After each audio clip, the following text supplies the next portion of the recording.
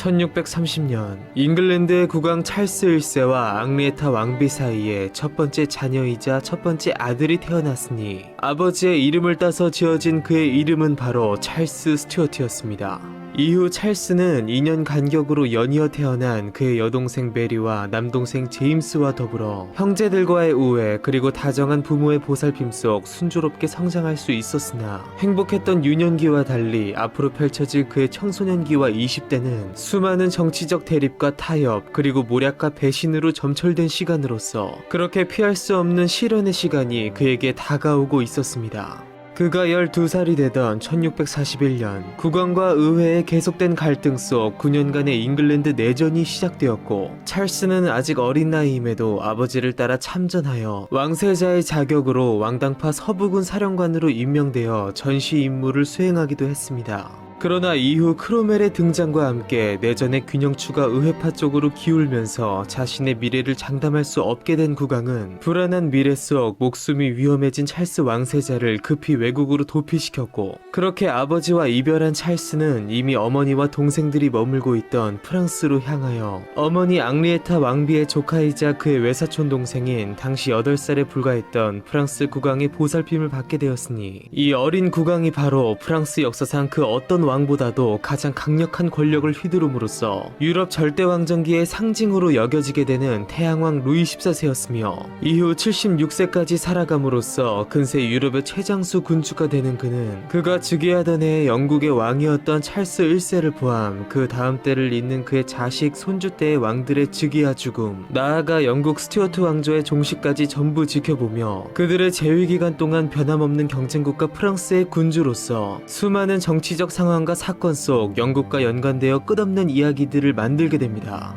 한편 찰스는 이 프랑스에서의 망명기간 동안 그와 마찬가지로 혼란스러운 조국을 떠나 당시 파리에 거주 중이던 한 잉글랜드인 학자를 만나 그의 스승으로 모시게 되었으니 그가 바로 근대 정치 철학의 아버지 토마스 홉스였으며 이후로도 10년 넘게 지속된 망명기간 동안 최초의 사회계약론을 담은 리바이어던을 출간한 홉스는 이 책을 그의 제자이자 조국의 합법적 왕위 계승권자인 찰스에게 헌정하였으나 정작 찰스는 사회계약이라는 개념으로 절대왕권을 옹호한 그의 추론 방식을 탐탁치 않게 여기며 여전히 아버지처럼 왕권 신수설을 자신의 신념으로 여기게 됩니다. 한편 자신의 신변이 확보된 후 조국에 남아있는 부친을 돕기 위해 동분서주하던 찰스였으나 그가 19살 성년이 되던 해인 1649년 그는 결국 부친의 처형 소식을 듣게 되었고 이따른 왕정 폐지와 공화국의 설립 소식을 듣고는 어찌할 수 없는 현실에 깊이 신음하게 됩니다. 한편 스튜어트 왕가의 발상지인 스코틀랜드에서는 잉글랜드 의회파가 자신들의 군주이기도 한 찰스 1세를 멋대로 처형시킨 것을 자국에 대한 모욕행위로 여기며 잉글랜드에 반기를 들었고 찰스 1세의 죽음으로 동군연합 역시 끊어진 만큼 그들만의 새로운 왕으로서 프랑스의 망명에 있던 찰스 왕세자의 즉위를 추진하게 되는데요. 찰스 역시 이에 부응하여 굴욕적으로 최후를 맞은 부친의 명예를 회복하고 자신의 정당한 왕권을 주장하고자 비타협적이었던 부친과 달리 부친의 기도서 보급 정책에 반발했던 스코틀랜드 측의 종교적 타협을 기꺼이 수용하였고 곧바로 그들에 합류하여 대관식을 치르고 스코틀랜드의 독자적인 왕위에 올랐으니 그가 바로 스코틀랜드 스튜어트 왕조의 제11대 왕 찰스 2세였습니다.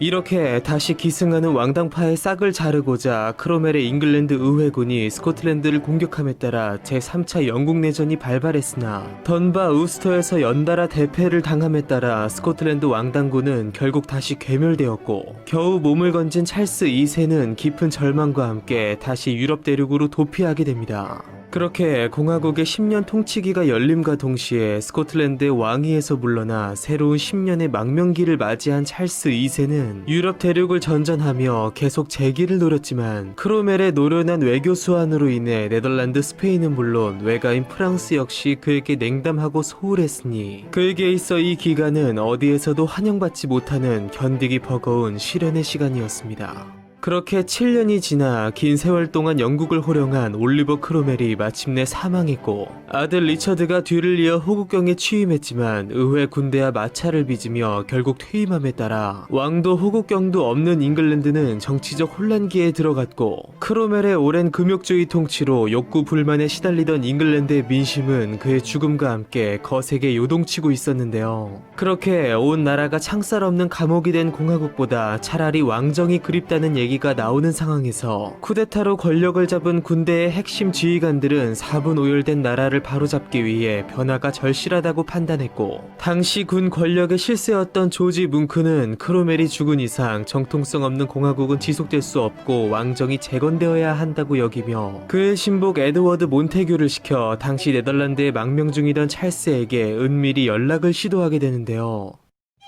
어린 나이에 맞이한 치열한 전쟁 속에서 혼란 속 결국 모두로부터 버림받은 채 부친을 죽인 원수의 득세를 지켜봐야만 했던 찰스 2세. 그러나 그런 그에게 오랜 인고의 시간을 거쳐 끝내 구원의 손길이 다가왔으니 그는 과연 진정한 왕으로서 다시 조국으로 돌아갈 수 있을까요?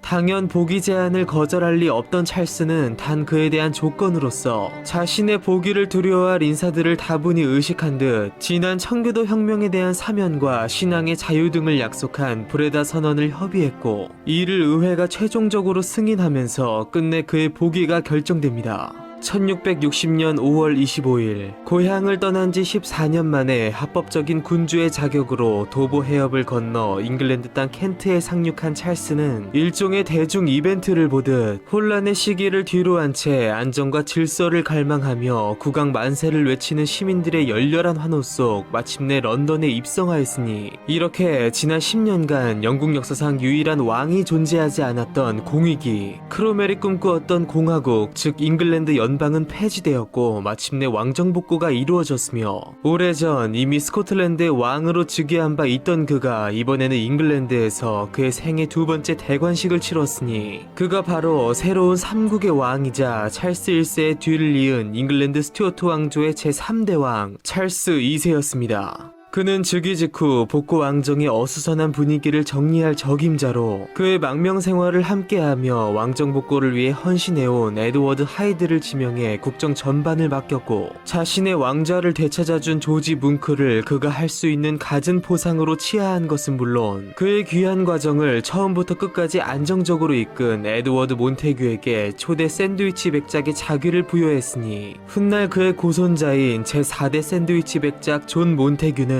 제임스 쿡의 태평양 항해를 지원한 업적과 도박 중독 속 식사를 최대한 간편히 해결하고자 현재 우리가 먹는 샌드위치의 유래를 만들어냄으로써 고조부로부터 비롯된 샌드위치 가문의 이름을 전 세계적으로 널리 알리게 됩니다. 그렇게 새로운 왕이 되어 새로운 시대를 연 찰스 2세였으나 그는 사전에 의회와 협의한 브레다 선언의 내용 중 한 가지 조항을 즉각적으로 어기고 말았으니 그것은 바로 혁명에 대한 용서의 부분이었습니다. 찰스 1세의 처형 12주년을 맞이한 그는 부친의 명예회복은 물론 과거 청산 및 진상규명 없이는 잉글랜드가 미래로 나아갈 수 없다고 판단했고 아버지를 죽인 철천지 원수 올리버 크로멜의 시신을 꺼내 부관 참시를 명령함으로써 시신의 완벽한 방부 처리의 여파로 머리를 30번이나 내리쳐야 하는 수고를 감수하면서도 참수는 물론 그의 몸통을 조각내어 시가지에 걸어놓아 온갖 수치를 당하게 했으며 이것이 국왕의 뜻만은 아니었는 듯 생전 그의 엄격한 통치에 진절머리가 났던 민중들 역시 그의 시신에 침을 뱉고 돌을 던지기도 했습니다.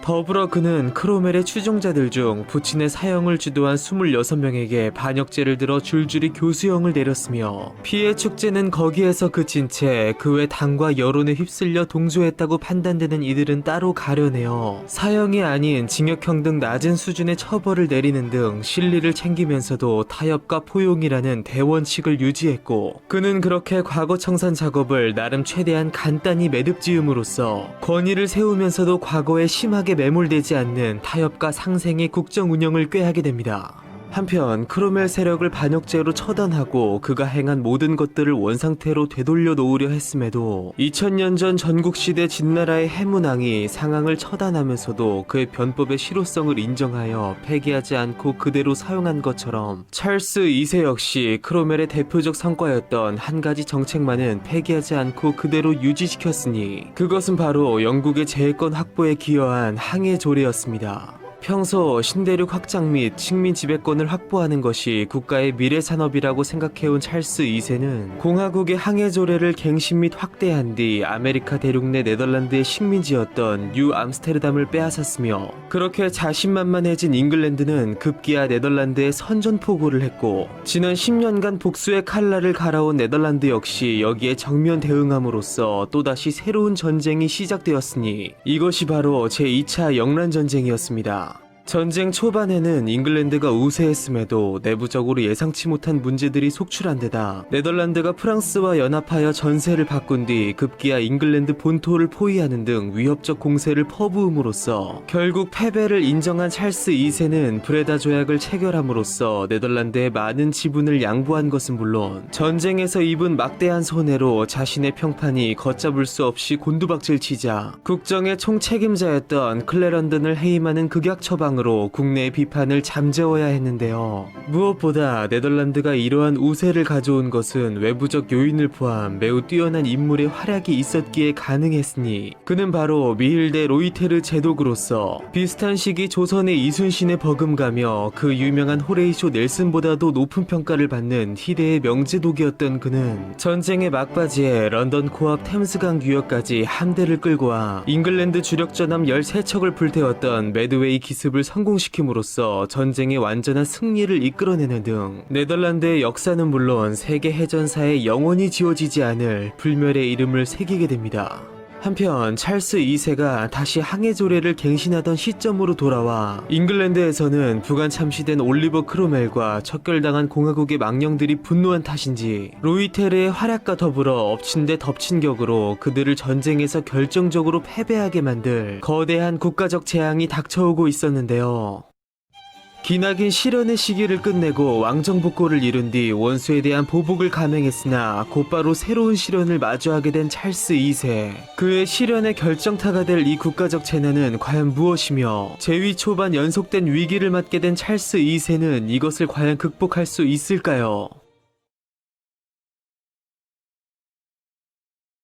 1665년 4년 전 부관 참시당한 크로멜의 망령이 분노하여 잉글랜드에 저주를 내린 듯 찰스 2세의 복고 왕정은 가 세워진 데다 초반 국정 침착으로 위태로운 그들을 더욱 나락으로 몰고 갈 국가적 대재앙을 맞게 되었으니 그것은 바로 14세기 유럽 인구의 3분의 1을 죽인 흑사병 이후 사실상 인류사에 나타난 마지막 대규모 전염병인 런던 대역병이었습니다. 짐승의 사체에서 벼룩이 옮긴 패스트균에 감염되는 이 흑사병은 유난히 더웠던 그의 여름 주로 런던의 빈민가에서 속출함으로써 300년 전의 흑사병 범유행에 비하면 물론 그 피해가 훨씬 적었지만 당시 런던의 45만 인구 가운데 25%에 달하는 10만 명을 사망시킬 정도의 무서운 규모였는데요. 찰스 2세를 비롯한 왕실 일가 역시 한 달 동안 피난을 떠나 이 재앙을 어찌 수습해야 할지도 모른 채 시민들의 고통을 지켜봐야만 했습니다. 한편 이 당시 런던의 캠브리지 대학에 재학 중이던 한 청년은 런던의 흑사병 유행으로 학교가 폐교되자 어쩔 수 없이 2년간 고향에 내려가 있게 되었고 그렇게 도시를 떠나 한적한 시골살이 속에 머물게 된 그는 그의 관심 분야인 과학과 철학에 대해 전에 갖지 못했던 깊고도 넘치는 사색의 시간을 갖게 되었으니 그가 바로 과학혁명의 완성자이자 근대 과학의 시조로 불리는 아이작 뉴턴이었으며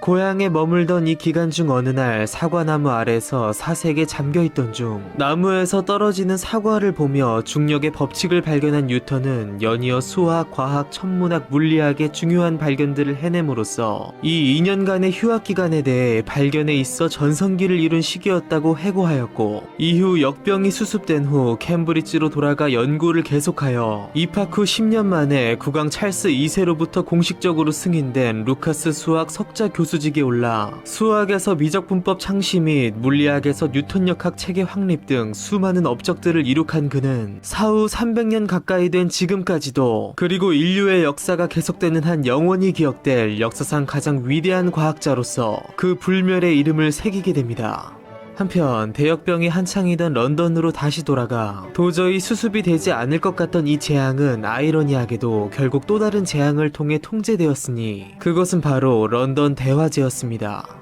1666년 9월 일요일 새벽 런던의 한 제과점에서 발생한 화재는 당시 소방 담당자의 무책임으로 조기에 진화되지 않아 바람을 타고 번져나가 삽시간에 런던 전체를 집어삼켰으니 계속되는 강한 바람과 건조한 날씨 속 불이 나흘 동안 쉬지 않고 타오르는 동안 왕궁인 화이트홀 궁전을 위협한 것은 물론 런던의 대표적 상징물이었던 세인트폴 대성당과 87개의 예배당 13,200채의 가옥이 소실되었고 8만의 시민들 중 약 7만 명의 집이 파괴된 것은 물론 약 6만 명의 사망자를 발생시켰는데요. 국왕 찰스 2세는 동생 제임스에게 화재 진압의 중책을 맡기는 한편 자신 역시 현장을 시찰하며 이재민들에게 식량 지급을 약속하는 등 자칫 폭동으로까지 번질 수 있는 재난을 수습하기 위해 갖은 노력을 쏟아부었고, 무엇보다 대화재가 도심의 열악한 가옥 구조를 이루고 있던 빈민가 일대를 완전히 전소시킨 덕에 쥐와 벼룩이 다 없어짐으로써 역병의 최적 환경이 사라진 만큼 이후 대역병은 점차 누그러들어 1667년쯤에는 완전히 수습되었습니다. 한편 이 당시로부터 111년 전, 정확히 사건이 일어날 해까지 명시하여 이 런던의 대화재를 예언한 프랑스의 점성술사 노스트라다무스는 그가 남긴 예언서를 통해 이후로도 나폴레온과 히틀러의 등장 등 계속해서 수많은 예언들을 실현시킴과 동시에 제3차 세계대전 등 아직 이루어지진 않았으나 실현 가능한 예언들까지 남겨둠으로써 역사상 가장 유명한 예언가로서 오늘날까지도 문화 전반에 걸쳐 막대한 영향력을 행사하게 됩니다. 한편 다시 찰스 2세 개인의 이야기로 돌아와 카톨릭 신자인 모친의 영향을 받은 것은 물론 카톨릭 국가인 프랑스에 장기간 머물며 그들의 종교적 영향력 아래 있었음에도 국교의 신자였던 부친과 마찬가지로 국교회를 신봉한 찰스 2세는 과거 종교 갈등으로 비롯된 국난을 반복하지 않기 위해 나름 종교에 대해 포용적인 태도를 보였으나 사실 그 속에는 누구나 예상은 해볼 수 있어도 정작 증명해낼 수는 없는 특별한 목적을 감추고 있었는데 그의 의지와 상관없이 벌어진 두 개의 재앙을 넘어 이제는 그 자신의 문제로 벌어질 또 하나의 거대한 위기를 앞두고 있는 찰스 2세. 향후 영국의 정치 역사를 또 한 번 뒤흔들어 놓을 그의 감추어진 신앙의 진실은 앞으로 과연 어떤 사건과 이야기들을 양산해낼까요?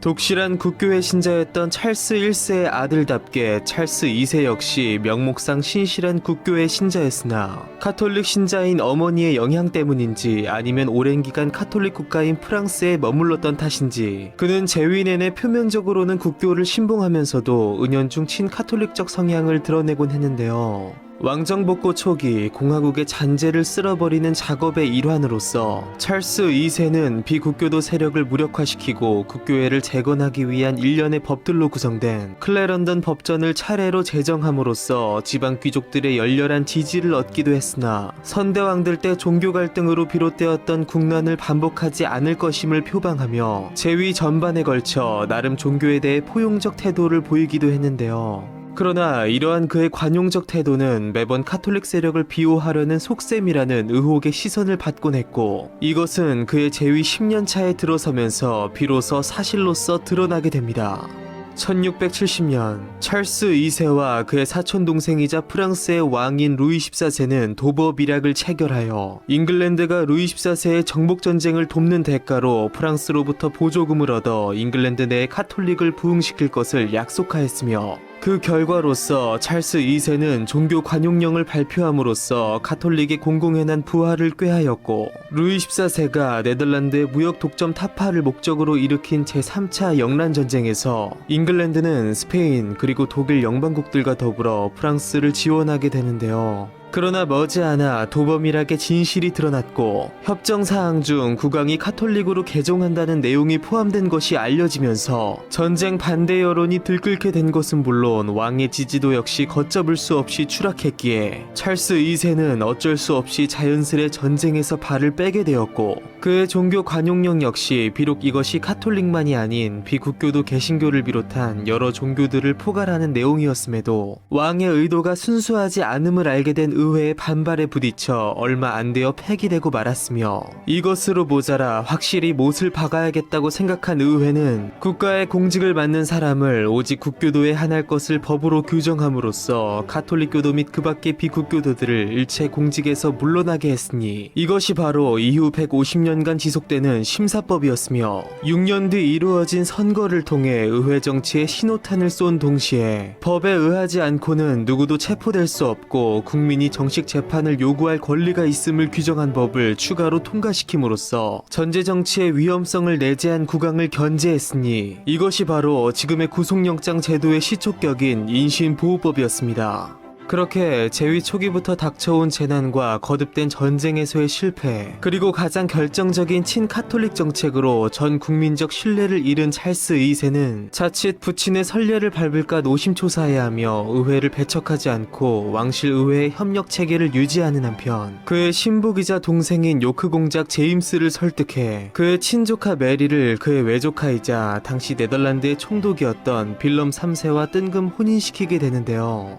이것은 사실 계속된 전쟁으로 악화된 네덜란드와의 관계를 개선하는 한편 막강한 프로테스탄트 국가의 수장과 왕녀의 혼인을 성사시킴으로써 자신과 왕실을 향한 종교적 불신을 해소하려는 그의 철저한 계산에서 비롯된 것이었습니다. 그러나 그의 이러한 노력에도 불구하고 그에 대한 불신은 쉽게 해소되지 않았고 오히려 그간 잠잠해 있던 다른 곳에서 전혀 새로운 문제가 발생하였으니 그것은 바로 그의 후사 문제였습니다. 찰스 2세는 재위 초기 또 다른 카톨릭 국가인 포르투갈의 왕 주왕 4세의 딸 카타리나와 결혼했으나 다른 여러 정부들과의 사이에서는 수많은 혼외 자녀들을 본 반면 정식 왕비와의 관계에서는 수차례 유산을 거듭함으로써 끝내 정식 자녀를 볼 수 없었고 그의 나이가 점점 들어가고 있던 만큼 그의 후사 즉 왕위 문제가 심각하게 대두된 것이었는데요. 끝까지 그의 적자가 나오지 않을 경우 왕위 계승은 당연 그의 동생인 요크 공작 제임스에게 돌아가게 되어 있었고 이에 대해 당시 국정을 주도한 범개신교 세력은 친카톨릭 성향인 그의 형을 넘어 아예 완전한 카톨릭 교도인 제임스가 왕위에 오를 경우 예전 튜더 왕조 때의 비극을 방불케 하는 또 다른 종교 전쟁이나 국가 분열 사태가 일어날 것을 우려할 수밖에 없었으며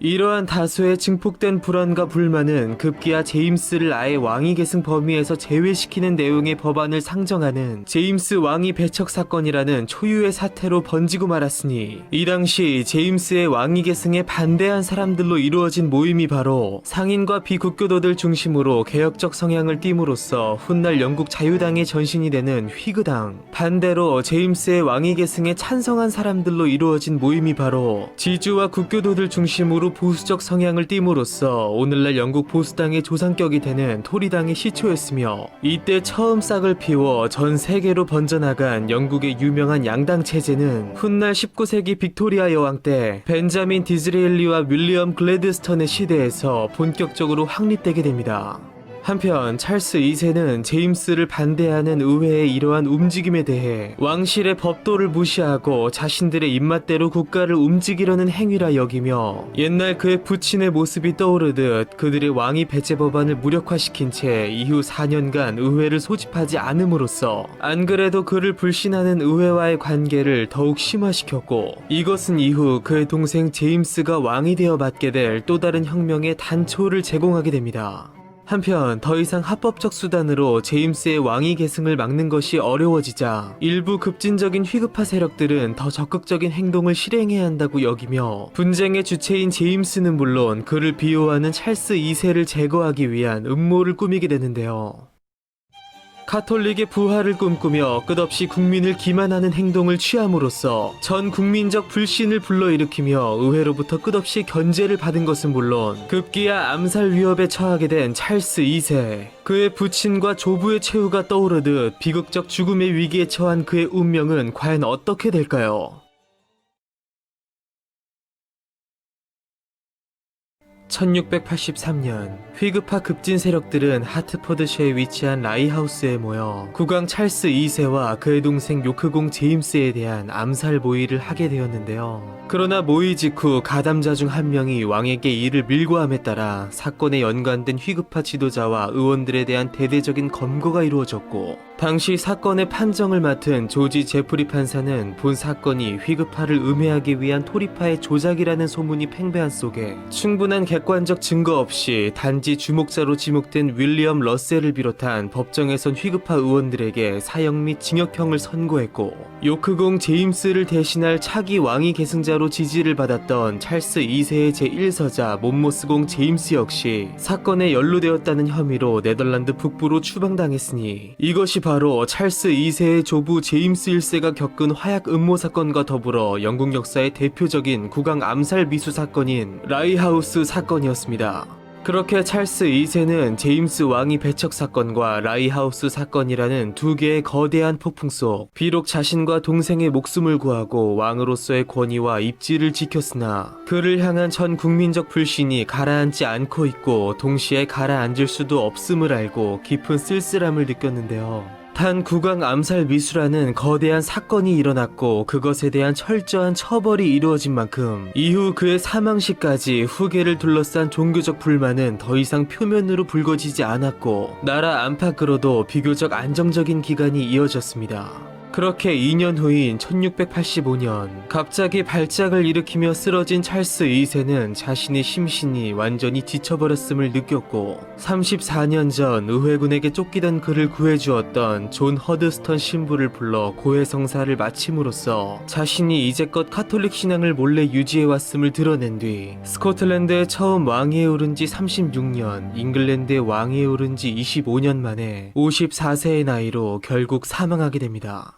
그렇게 찰스 2세가 사망하자 그의 임종을 지킨 그의 동생 요크공 제임스가 뒤를 이어 왕위에 오르니 그가 바로 잉글랜드 스튜어트 왕조의 제4대 왕 제임스 2세였습니다.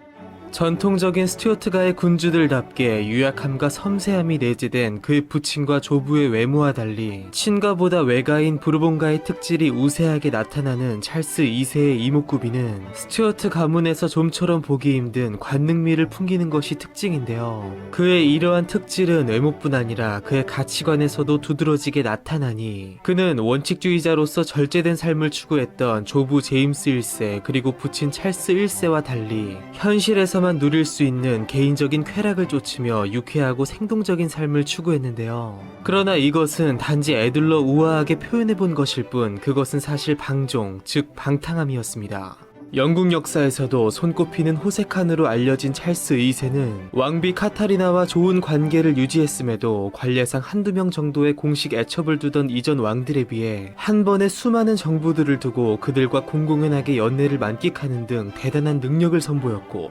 왕비와의 관계에서는 유산을 거듭하며 끝내 정식 후사를 보지 못한 반면 루시 월터, 바바라 팔머, 넬 퀸 등 수많은 정부들과의 관계에서는 수십 명의 혼외 자식들을 둠으로써 진정한 국민의 아버지라는 평가를 받았는데요. 이들 중 대표적인 인물이 바바라 팔머와의 관계에서 낳은 그래프턴 공작 헨리 피츠로이인데 그의 후손이 바로 그 유명한 다이애나 스펜서로서 찰스 3세를 꿈꾸는 현 영국의 왕세자와의 결혼과 더불어 윌리엄 왕세손까지 낳은 그녀는 평생 희 비극이 교차된 극적인 삶을 살아감으로써 영국은 물론 세계인의 머릿속에 특별한 기억을 남기게 됩니다. 한편 찰스 2세가 이처럼 수많은 정부와의 관계를 즐기는 동안 그의 왕비 카타리나는 왕비로서 본연의 임무에 충실하며 대항해 시대의 선구자로서 귀족들 사이에서 당시 사치품이었던 차 문화가 보편화되어 있던 포르투갈의 공주 출신답게 후발주자였던 영국에 차 마시는 문화를 최초로 도입시켰고 이처럼 점차 부강해지는 국력만큼이나 티타임이라는 말을 만들어낼 정도로 차에 익숙해지고 나아가 적극적으로 즐기게 된 영국은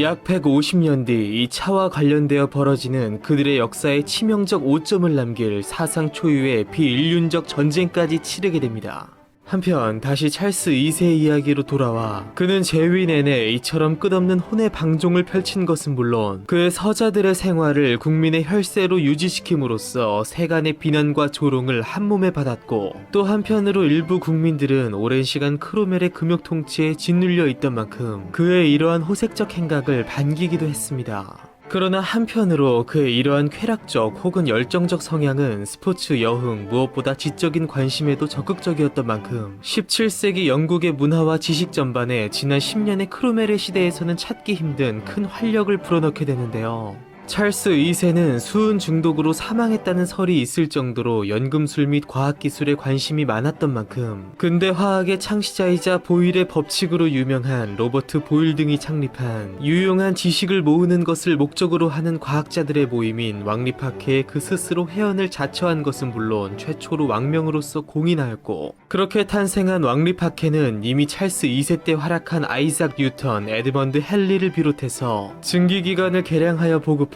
제임스 와트, 우드법을 발견한 에드워드 제너, 전자기 유도를 발견한 마이클 패러데이, 진화론을 주장한 찰스 다윈, 페니실린을 발견한 알렉산더 플레밍, 그리고 현대의 스티븐 호킹의 팀 버너스리까지 영국인이자 왕립학회 회원으로서 영국을 넘어 세상을 바꾼 저명한 과학자들을 수없이 배출하게 됩니다. 또한 평소 영국이 세계적 대국이 되기 위해서는 천문에 대한 우위를 선점해야 함을 강조했던 찰스 2세는 천문 항해술 연구를 위해 특별히 천문대를 건립할 것을 지시했고 그의 즉위 15년 차인 1675년 그의 지시에 따라 런던 동남부 그리니치시에 한 천문대가 완공되었으니 이 천문대의 이름은 바로 그리니치 천문대로서 찰스 2세는 그리니치 천문대장을 왕실 천문관으로 격상시켜 예우할 정도로 깊은 애정을 쏟았는데요. 이후 약 200년 뒤 나라별로 경위도가 달라 생기는 불편함을 해소하고자 열린 만국 지도회의는 일찍이 자우선에 대한 연구를 해온 그리니치 천문대의 성과를 인정해 천문대가 있는 자리를 시간의 기준으로 정하는 데 합의했으니 이렇게 탄생한 세계 시간의 기준인 국제표준시는 그리니치 표준시로도 불리며 현재 우리의 일상 속 세계의 시간을 파악하는 절대적 기준으로서 중요하게 사용되고 있습니다.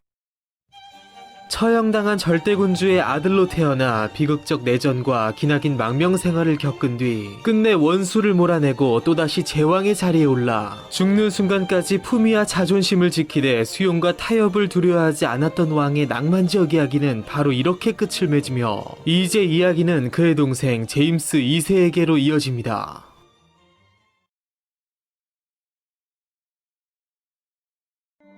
1633년 런던의 세인트 제임스 궁에서 잉글랜드의 국왕 찰스 1세와 앙리에타 왕비 사이에 두 번째 아들이 태어났으니 부친의 이름을 따서 지어진 그의 형과 달리 죽은 조부의 이름을 따서 지어진 그의 이름은 바로 제임스 스튜어트였습니다. 태어나자마자 차남으로서 요크 공작의 자귀를 부여받은 제임스는 부모의 넘치는 사랑 아래 형 찰스, 누나 메리와 우애를 다지며 행복한 유년기 속에 성장하였고 어려서부터 부친 찰스 1세를 모범 삼아 경건한 신앙심을 갖게 된 그는 자신의 신념에 있어 좀처럼 흔들리지 않는 원칙주의적 면모를 지니게 되었는데요. 그러나 한편으로 절대 타협하지 않는 그의 이러한 외골수적 기질은 훗날 그의 정치가로서의 행보에 있어 두고두고 발목을 잡아 끝내 크나큰 비극에 이르게 하는 치명적 요소로 작용하게 됩니다. 제임스가 만 10살이 채 되기 전인 1641년 부친 찰스 1세와 의회에 멈추지 않는 갈등 속 결국 잉글랜드는 기나긴 내전에 휩싸였고 제임스 역시 어린 나이임에도 형 찰스와 함께 아버지를 따라 참전했으나 1차 내전이 종결되던 1646년 왕당파의 거점인 옥스퍼드가 함락되면서 제임스는 그만 의회군의 포로로 붙잡혔고 그가 태어난 세인트 제임스 궁에 사실상 감금되었는데요. 그러나 2차 내전이 거의 끝나가던 시점인 1648년 신하의 도움을 받아 2년 만에 가까스로 탈출에 성공한 제임스는 조국을 떠나 네덜란드를 거쳐 프랑스에 도착해 어머니 앙리에타 왕비 및 형제들과 합류하게 됩니다. 그렇게 1년이 지난 1649년, 제임스는 결국 형과 함께 부친의 처형 소식을 듣게 되었고, 곧이어 형 찰스가 스코틀랜드의 독자적인 왕으로 추대되었으나 제3차 내전에서 크로멜에게 패배해 또다시 기나긴 망명기에 들어가면서 존경하던 부친의 죽음과 함께 풍비박산된 왕실과 처량한 그의 현실을 보며 깊은 상실감에 빠지게 되는데요. 그러나 부친에 대한 복수를 잊을 수 없던 그는 결국 다시 일어섰고, 그가 19살 성년이 되던 해인 1652년, 제임스는 그가 망명 중이던 프랑스 군대에 입대하게 됩니다. 여기서 뜻밖의 행운으로 당대의 저명함은 물론 프랑스의 역사에서도 손꼽히는 명장인 튀렌 장군의 마카에서 그는 훗날 왕으로서의 치세보다 훨씬 더 길고 명예롭게 남을 군인으로서의 삶을 시작하게 되었는데요. 그는 당시 스페인과 전쟁 중이던 프랑스의 크고 작은 전투에 참가해 용맹과 뛰어난 능력을 발휘해 수차례 공을 세움으로써 튀렌의 극찬을 받은 것은 물론 뛰어난 군인이자 지도자로서의 자질을 당당히 인정받게 됩니다. 그러나 이후 그의 형 찰스가 크로멜과 동맹을 맺은 프랑스를 견제하기 위해 스페인과 동맹을 체결하자 프랑스군에서 사실상 쫓겨나게 된 제임스는 형의 권유로 마지못해 재차 스페인군에 입대함으로써 크로멜의 영국군 및 프랑스 연합군과 영국의 망명 왕당파 및 스페인의 연합군 사이에서 벌어진 뒷 전투에 참가해 또다시 큰 활약을 펼치기도 했습니다. 한편 전쟁이 끝나기 무섭게 영원한 권세를 누릴 것 같던 희대의 권력자 올리버 크로멜이 마침내 사망했고, 2년 뒤 왕정 복구가 이루어짐에 따라 찰스 2세로 등극한 형과 더불어 명예롭게 조국으로 귀환하여 요크 공작의 자규를 회복한 제임스는 형 찰스 2세를 도와 복구 왕정의 국정 운영에 적극적으로 참여하게 됩니다. 무엇보다 동생의 군인으로서의 능력과 경험을 누구보다 잘 알았던 찰스 2세는 제임스를 왕립 해군의 수장인 최고 사령관에 임명했고, 그렇게 제임스는 망명 시절 군대에서 쌓은 경험을 토대로 엄격한 규율을 바탕으로 한 해군의 효율성 유지와 조직 개선을 위해 많은 노력을 기울이게 되는데요. 그는 왕국의 상류층인 귀족 자제들과 차상위 계층이라고 할 수 있는 젠트리층 모두를 차별 없이 해군 장교로 유입시킨 것은 물론 실전 경험과 기술이 풍부한 옛 공화국 시절의 장교들까지 그대로 자리를 유지시켰으며 모든 군인들에게 예외 없이 능력에 따라 출세를 보장해 주었으니 이때부터 잉글랜드의 중산 계층에게 왕립 해군은 돈만 축내는 애물단지가 아닌 신분 상승의 사다리로 탈바꿈하게 됩니다. 무엇보다 제임스는 그가 직접 훈련시킨 왕립 해군을 이끌고 제2차 영란전쟁에 출전해 무수한 전공을 쌓으며 아메리카 대륙 내 네덜란드의 식민지였던 뉴 암스테르담을 무혈 점령하는 쾌거를 이루어냈으니 네덜란드의 최대 도시인 암스테르담의 이름을 따서 명명된 뉴 암스테르담을 이제 영국이 뺏어온 만큼 요크 공작이었던 사령관 제임스의 자규를 따서 새롭게 명명한 이 도시의 이름은 바로 뉴요크, 즉 뉴욕으로서 이후 영국의 향료 무역의 거점지를 거쳐 훗날 아메리카 대륙을 차지하여 세계 최강의 대국으로 성장한 미국의 최대 도시가 된 이 뉴욕은 현재 세계 경제의 가장 중요한 역할을 담당하는 금융과 문화의 중심지로서 일명 세계의 수도로 불리게 됩니다. 이처럼 우리가 현재 인식하는 깊은 역사를 자랑하는 영국의 왕립해군, 즉 로얄 네이비의 상당 부분은 바로 이 당시 제임스에 의해 이루어진 작품들이었으며 이후 세계 최강의 해군력을 자랑하며 역사적으로 무수히 많은 명제독들을 배출한 영국에서도 요크공 제임스는 절대로 빼놓을 수 없는 위대한 제독의 이름으로서 영원히 기억되게 됩니다.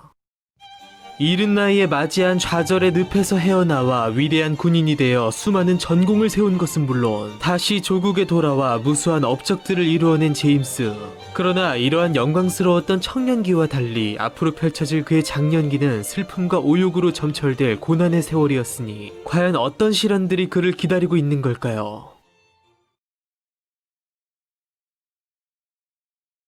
왕립 해군의 총사령관으로서 해군력 증강과 식민지 개척을 통한 영국의 해상 통제권 확장에 기여한 제임스는 나아가 제2차 그리고 제3차 영란전쟁에서 영국 해군을 총진두지휘하며 대외적 명성을 드높였고 대내적으로도 그의 명성을 높이는 특별한 계기를 맞닥뜨리게 되는데요. 런던 대화재가 일어났을 당시 형 찰스 2세로부터 화재 진압의 중책을 명받은 제임스는 효율적인 진화 작업을 위한 조직을 설립하는 한편 민심을 교란시키는 유언비어에 대해서는 친히 나서서 적극적으로 해명했으며 요크 공작 전하께서는 어려움에도 불구하고 밤낮으로 진화 작업에 매진하여 백성들의 마음을 얻었다는 기록이 있을 정도로 몸소 물동이를 들며 진화 작업을 거두는 등 솔선수범, 즉 노블리스 오블리제의 전형을 보여주었습니다. 그러나 이처럼 찬란했던 그의 왕정복고 초기의 모습과 달리 앞으로 펼쳐질 그의 앞날에는 다소 험난한 여정이 예정되어 있었습니다.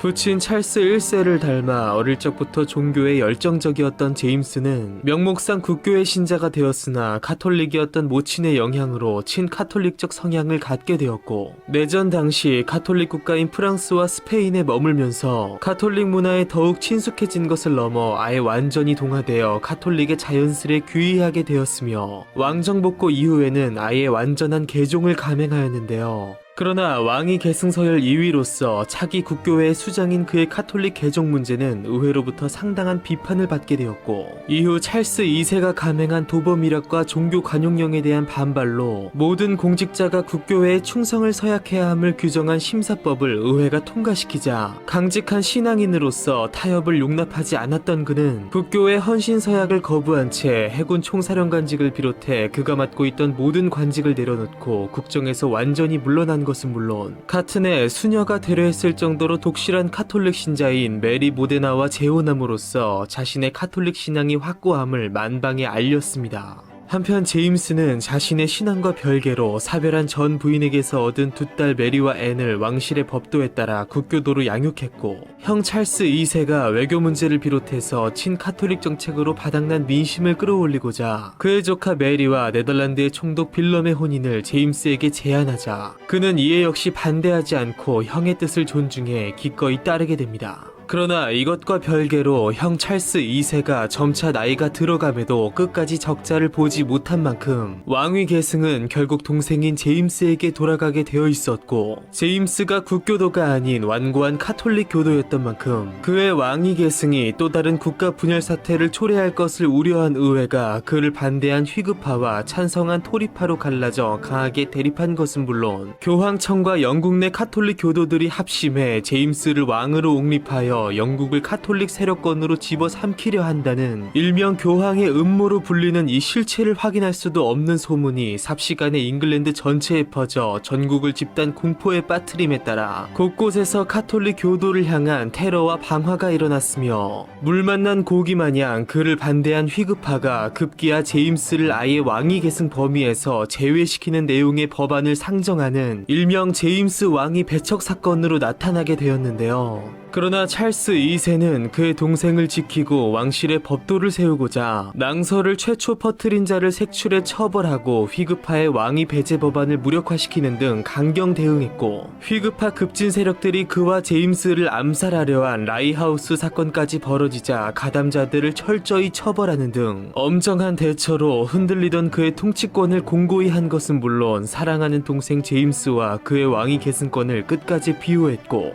연속된 불미스러운 사건으로 제임스의 계승 반대 세력들이 곧 반역 세력으로 귀결됨에 따라 그의 후계를 둘러싼 불만 역시 잠시 가라앉게 됩니다. 그렇게 2년의 시간이 흘러 국왕 찰스 2세가 발작을 일으키며 끝내 사망했고, 모두의 우려 속 국교의 나라인 잉글랜드에서 단순 친카톨릭도 아닌 아예 완전한 카톨릭 교도인 제임스가 웨스트민스터 성당에서 대관식을 치르고 끝내 왕위에 올랐으니 그가 바로 끝없이 종교 갈등을 일으키며 훗날 명예혁명의 단초를 제공하게 되는 스코틀랜드의 제임스 7세이자 잉글랜드 스튜어트 왕조의 제4대 왕 제임스 2세였습니다. 왕리 패군의 개척자이자 신앙의 문제를 뛰어넘어 끝내 영국의 왕위를 거머쥔 제임스 2세. 그러나 타협을 불허하는 외골수적 성격과 타 종교에 대한 굳건한 신념을 가진 왕의 등장은 국정에 꺼지지 않을 대혼란을 또다시 예고했으니 그는 과연 왕으로서 어떤 삶을 살며 어떤 일들을 겪게, 아니 자초하게 될까요?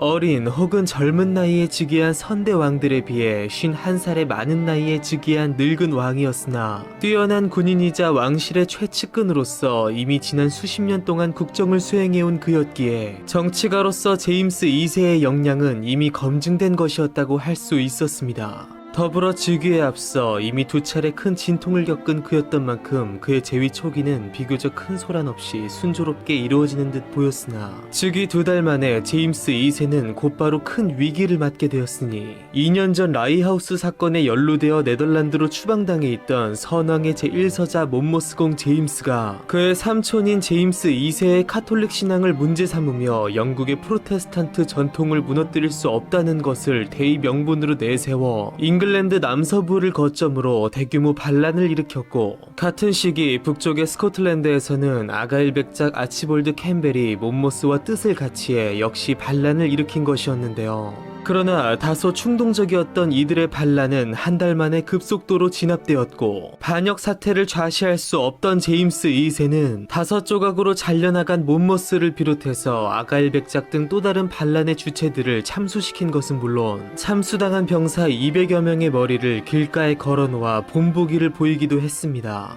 그는 이 위기 사태를 자신의 왕으로서의 강한 지도력을 국민에게 보여줄 수 있는 절호의 기회로 여겼으나, 한편으로 이미 예상된 자신에 대한 거센 반발을 보며 그의 반대 세력과 그 저변에 깔린 국민적 정서를 어떻게 조율해 나갈지에 대해 깊이 고민하게 되었는데요. 그러나 또 한편으로 자신의 카톨릭 신앙에 대한 거센 위협을 느낀 그는 종교적 문제에 있어 극도로 방어적 태도를 갖게 된 것은 물론 국민의 불신을 받는 왕으로서 일종의 피해의식을 갖게 됨으로써 자신이 주도하는 정책에 거의 병적으로 집착하게 되었고, 그의 본래 뜻과는 달리 오히려 극단적인 비타협적 자세를 취하게 되었으니 그의 이러한 모습은 앞으로 닥쳐올 또 다른 파국을 예고하게 됩니다. 그는 이후 가톨릭 국가들과 활발한 교류를 추진하는가 하면 심사법을 무시한 채 가톨릭 신자들을 국가 고위직에 임명했고, 이에 반발하는 7명의 국교회 주교들을 불법으로 체포했으며, 여기에 결정타로서 그의 형 찰스 2세가 한 차례 시행했다가 거센 반발을 샀던 종교 관용령을 2번에 걸쳐 연달아 발표함으로써 엄청난 폭풍을 불러오게 됩니다.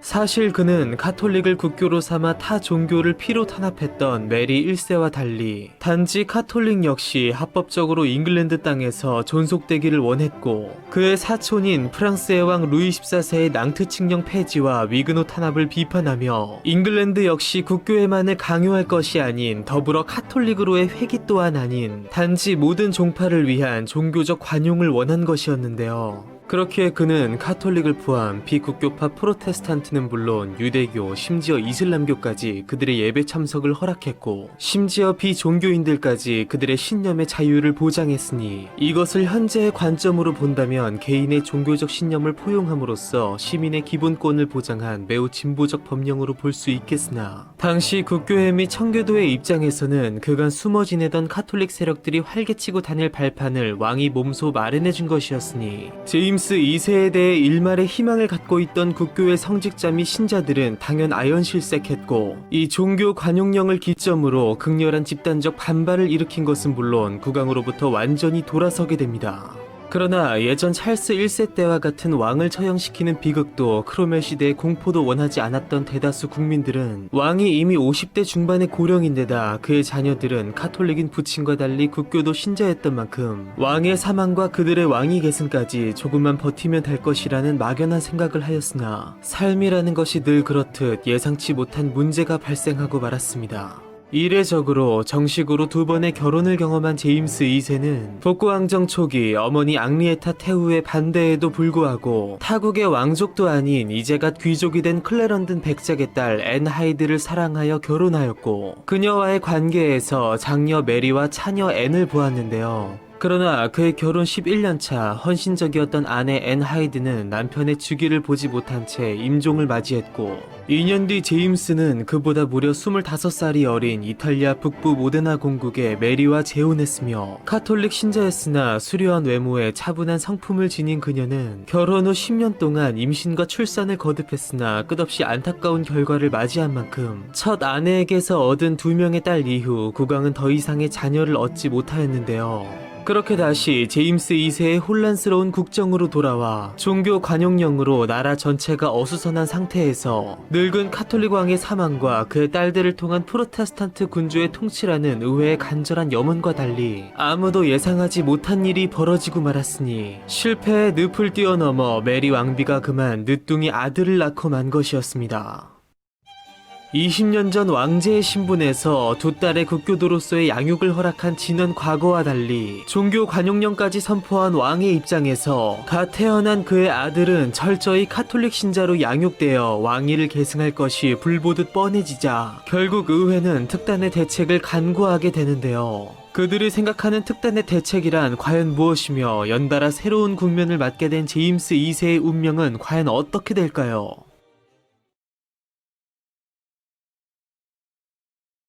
시간이 모든 것을 해결해 줄 것이라 믿었던 의회는 뜻밖의 상황을 맞닥뜨리자 결국 자신들 스스로만이 문제를 해결할 수 있음을 깨닫고 있던 차 의회의 반발을 의식한 듯 제임스 2세가 섬나라인 잉글랜드에 상비 육군을 양성하려는 움직임을 보이면서 청교도가 주류였던 휘급파뿐만 아니라 제임스 2세의 왕위 계승을 옹호했던 토리파까지 국가 전체의 카톨릭화 및 전제화 움직임의 위협을 느끼고 가담해 비밀 논의를 거쳐 특단의 대책을 내놓았고 즉각적으로 행동을 개시했으니 그것은 바로 개신교 국가인 네덜란드에 시집가 있던 메리 공주와 그의 남편인 네덜란드의 총독 빌럼 3세를 잉글랜드의 자유와 프로테스탄트 수호를 명분으로 비밀리에 국내로 끌어들이는 것이었습니다. 그렇게 수차례에 걸쳐 메리 부부에게 비밀 서신을 전달한 의회는 국사와 관련된 조언을 원한다는 구실로 사실상 군사 지원을 요청했고 무려 3차례의 영란 전쟁을 겪으며 오랜 시간 적대 관계로 지낸 양국이었으나 같은 신교국인 네덜란드의 입장에서 역시 잉글랜드 내 카톨릭 융성은 경계해야 할 일이었고 애초 빌럼 3세가 제임스 2세의 외조카로서 잉글랜드의 왕위 계승권자 중 한 명이었던 데다 잉글랜드와 동군연합을 이룸으로써 그들의 세력권을 확장할 중요한 기회였던 만큼 빌럼 3세는 이 요청에 응하기로 결심했고 남편에게 순종적이었던 메리 역시 아버지에게 맞선다는 큰 부담감을 안은 채 그의 결정에 따르게 됩니다.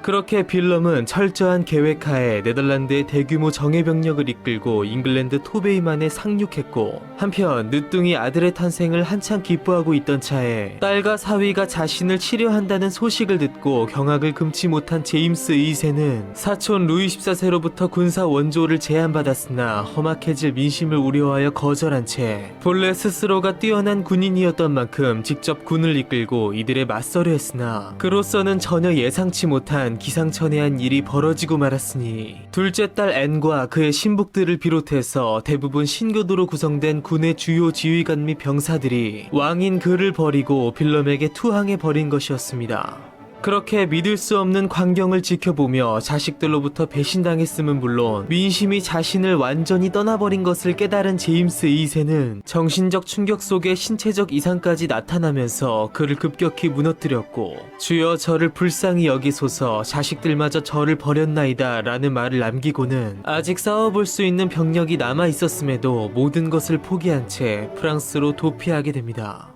한편 이 탈출 과정에서 그는 치명적 실수를 저지름으로써 아직 남아있던 일말의 희망을 그 스스로 저버리고 말았으니 바로 국왕의 옥새를 템스강으로 던져버리고 만 것인데요. 이 치명적 행위로서 그는 스스로 왕권을 내던져버린 자격 없는 왕으로 전락하였고 반대로 의회는 그를 폐위시킬 훌륭한 명분을 얻게 됩니다. 그렇게 제임스 2세가 스스로 전쟁을 포기함으로써 장인과 부친을 내쫓은 빌럼과 메리는 런던에 무혈 입성하였고 이듬해 초 그간 폭정을 휘두르며 국민을 공포로 몰아넣은 것은 물론 자신의 의무를 저버린 국왕 제임스 2세를 의회는 공식적으로 폐위시켰고 이어서 왕의 권한을 축소시키고 자신들의 권한을 강화하는 한편 카톨릭교도의 왕위 계승을 금지하는 새로운 법률을 연달아 제정한 뒤 이를 승인한 메리와 빌럼 부부에게 공동왕위를 부여했으니 이들이 바로 메리 2세 그리고 윌리엄 3세였습니다. 한편 메리 왕비와 갓 태어난 아들 제임스를 데리고 프랑스로 도피한 제임스 2세는 종교 문제로 쫓겨온 그의 사촌형을 가톨릭의 순교자로서 가엾게 여긴 루이 14세의 보살핌 속 영국의 정식 군주로 인정받음과 동시에 프랑스의 소위 망명 정부를 세웠고, 자신을 배신한 두 딸과 사위에 대한 괘씸함, 더불어 나라의 안녕을 위해 노력해온 자신을 신하인 의회가 함부로 폐위시킨 것을 도저히 받아들일 수 없던 그는 프랑스의 도움 속에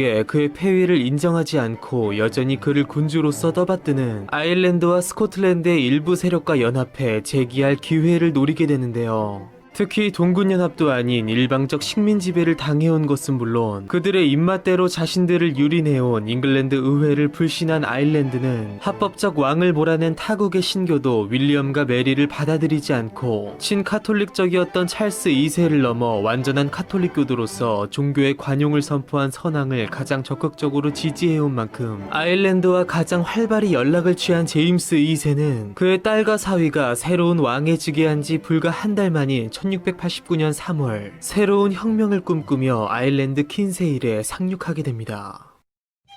아들의 탄생이라는 행복도 잠시, 곧이어 딸과 사위의 배신 속 그의 아버지처럼 또 다른 혁명의 희생양이 되어 모든 것을 잃은 제임스 2세. 그러나 그의 사촌 루이 14세의 적극적인 도움 속 그를 따르는 충성스러운 무리들이 아직 남아 있었으니 그들의 도움 속 그는 과연 재기에 성공할 수 있을까요?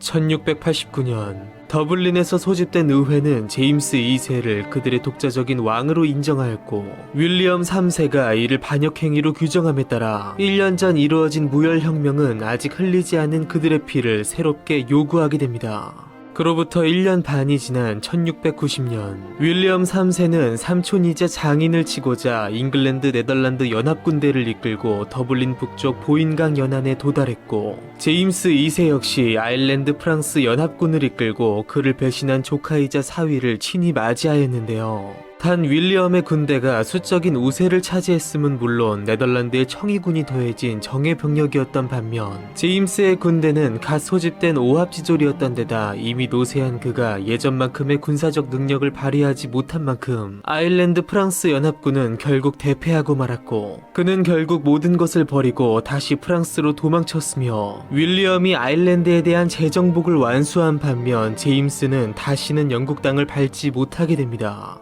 2년 전 잉글랜드가 그를 버렸다면 이번에는 그가 아일랜드를 버리고 떠나온 만큼 절망감과 죄책감 속 모든 희망을 잃고 무기력해진 제임스 2세는 그의 어린 아들 제임스와 더불어 그의 나이 60이 넘어 태어난 그의 막내딸 루이자 마리아를 보는 기쁨과 왕비 메리의 헌신적인 보살핌 속 그를 지탱하는 유일한 원천인 신앙에 몰두하였는데요. 그런 그를 지켜보며 루이 14세가 윌리엄 3세를 잉글랜드의 왕으로 인정하고 제임스 2세를 더 이상 지원하지 않을 것을 약속한 레이스 베이크 조약은 그나마 존재하던 신라 같은 보기의 희망을 송두리째 앗아가 버렸고, 더욱 무기력해진 속 자신의 인생 전반에 대한 회의를 느끼며 남은 생애를 참회자로서 살아간 그는 왕위에서 폐위된 지 12년 만인 1701년 67세의 나이로 생을 마감하게 됩니다. 그렇게 제임스 2세가 사망하자 폐위 이후에도 그를 헌신적으로 섬겨온 메리 왕비는 죽은 남편을 기리며 남은 여생을 상복 차림으로 지냈고, 혁명의 단초를 제공했던 그녀의 아들 제임스 프랜시스 에드워드가 아직 13살인데다 딸 루이자 마리아 역시 이제 갓 9살을 넘긴 만큼 두 자녀를 성실히 기르는 한편 아들의 정당한 왕권 회복을 위해 노력하게 되는데요. 실제로 아들 제임스 에드워드 역시 죽는 순간까지 잉글랜드의 왕위를 주장한 제임스 2세의 아들로서 자신 역시 합법적인 후계자라 생각한 만큼 부친의 뒤를 이어 잉글랜드의 왕위를 되찾을 것을 천명하였고, 루이 14세 역시 새로운 희망을 품고 잉글랜드와의 지난 약속을 깨는 한편 그의 오촌 조카가 잉글랜드의 새로운 왕 제임스 3세임을 선포했는데요. 실제로 지난 혁명과 제임스 2세의 폐위는 철저히 잉글랜드 의회의 주도로 이루어진 일이었고, 단지 동군연합으로 얽혀있던 스코틀랜드 그리고 아일랜드는 지난 청교도 혁명에 이어 자신의 왕을 멋대로 갈아치운 이 행위를 끝까지 받아들일 수 없던 만큼 계속해서 반란을 일으키며 잉글랜드에 저항했고, 그들의 구심점이 된 제임스 에드워드는 거기에 자신의 이복 누나인 앤 여왕의 사망으로 스튜어트 왕조의 대가 끊기자 더욱 당당히 자신의 왕위를 요구하게 되었는데요. 그러나 그가 끝까지 자신의 아버지처럼 가톨릭 신앙을 포기하지 않은 만큼 의회는 그를 받아들일 수 없었기에 왕위 계승권은 끝내 반개인 하노버가에게 돌아갔고, 제임스를 비롯해서 그를 따르는 반혁명 세력들은 이것을 받아들이지 못하고 일제히 저항했으니, 이들이 바로 제임스의 라틴어 이름인 야코부스의 추종자를 뜻하는 아이트가부터 파생된 자코바이트, 즉 스튜어트 왕조의 복위를 주장한 정치 세력이었습니다. 자코바이트는 프랑스 등 해외 세력의 지지를 받으며 잉글랜드 안팎으로 크고 작은 정치적 군사적 행동을 일으키며 스튜어트 왕조의 부활을 꾀하였는데, 그들은 먼저 1715년 제임스 에드워드를 위시하여 스코틀랜드 하일랜드 지방에서 반란을 일으켰으나 곧바로 진압되었고, 30년 후인 1745년 오스트리아 왕위 계승 전쟁의 혼란을 틈타 제임스의 아들 찰스 에드워드를 찰스 3세로 위시하여 스코틀랜드가 또다시 대규모 반란을 일으켰고, 스코틀랜드 전역은 물론 런던까지 함락시킬 뻔했으나 영국 본토에서 일어난 사상 최후의 지상전인 컬로든 전투에서 잉글랜드군에 괴멸당함으로써 자코바이트 운동은 사실상 종말을 맞이하게 됩니다. 이후 제임스 에드워드와 그의 아들 찰스 에드워드마저 사망한 뒤에는 그의 동생 헨리 베네딕트가 남았으나, 헨리는 아버지와 형과 달리 영국의 왕위를 되찾으려는 노력을 전혀 하지 않은 채 교황청에 남아 성직자의 길을 택하였고, 그렇게 그는 훗날 사망할 때까지 60년간 추기경의 자리를 지킴에 따라 교회 역사상 가장 오랜 기간 추기경을 역임한 인물로 남게 되었으며, 그렇게 헨리가 사망한 이후 사실상 정통성과 주변의 지지를 잃었으나 아직 끝나지 않은 자코바이트의 계승은 다시 혈통을 위로 거슬러 올라가 분가인 외국의 사르데냐 합스부르크를 넘어 독일의 비텔스바흐 왕가에게로 넘어갔으며, 찰스 1세의 먼 후손이자 비텔스바흐가의 당주인 바이에른의 프란치공은 현재 살아있는 자코바이트의 왕위 요구자로서 그렇게 현재 영국이 아닌 파리 생제르맹 수도원에 안장되어 있는 제임스 2세의 시신처럼, 그리고 바티칸의 성 베드로 대성당에 안장되어 있는 그의 아들과 두 손자의 시신처럼 아직까지 고국에 돌아가지 못하고 산천을 배회하고 있는 자코바이트의 역사, 즉 죽어서도 살아있는 제임스 2세의 역사는 지금도 계속되고 있습니다. 찰스 1세의 차남으로 태어나 어릴 적 맞이한 비극적 내전 속 위대한 군인으로 성장하여 신앙의 문제로 인한 난관 속 끝내 영국의 왕위를 거머쥐었으나, 끝내 사랑하는 모두로부터 버림받은 왕의 영광과 슬픔의 이야기는 바로 여기에서 끝을 맺으며, 이제 이야기는 그의 조카 윌리엄 3세에게로 이어집니다.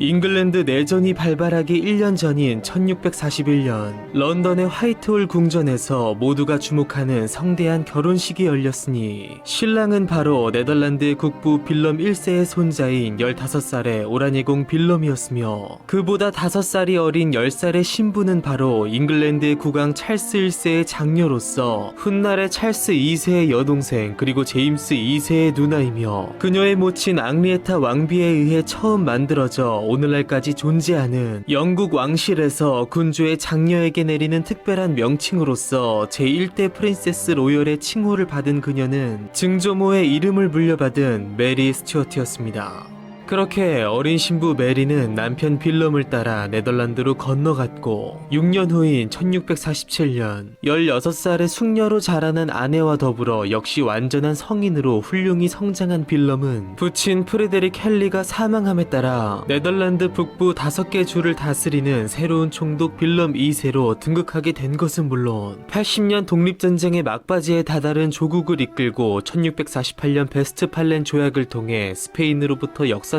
독립을 이루어냈으며, 겹경사를 맞아 19살이 된 그의 아내 메리가 드디어 임신을 하게 되었는데요. 그러나 임신 중인 아내와 곧 태어날 아들을 남겨둔 채 빌럼 2세는 천연두로 사망하고 말았고, 남편의 사망을 슬퍼할 겨를도 없이 메리는 홀로 아들을 출산하였으니 유복자로 태어난 그의 아들은 바로 남편 빌럼 2세의 뒤를 잇는 새로운 오라녜공 빌럼 3세였으며, 향유를 바른 아버지의 시신 옆에 놓여진 이 갓 태어난 남아의 가엾은 모습은 그에게 놓여진 험난한 미래를 충분히 짐작해 했습니다. 이후 네덜란드는 갑작스런 통치자의 사망과 후계자의 탄생 속에서 나라 안팎으로 혼란의 시대가 이어졌으니, 사망 직전 부친 빌럼 2세가 홀란트주와 암스테르담시를 지배하고 있던 강력한 소수 공업파와 반목 중이었던 만큼 빌럼 2세가 죽기 무섭게 이들 공업파들은 네덜란드의 실질적 왕가였던 오라네가를 혼란을 틈타 권좌에서 몰아내기로 결심한 뒤 격리법을 제정해 오라네공과 그 후손들이 공직에 오르는 것을 차단한 것은 물론, 당분간 총독을 따로 두지 않은 채 주의회가 총독의 행정, 군사, 인사권 등의 권한을 대신 행사하는 것으로 합의를 이루게 됩니다.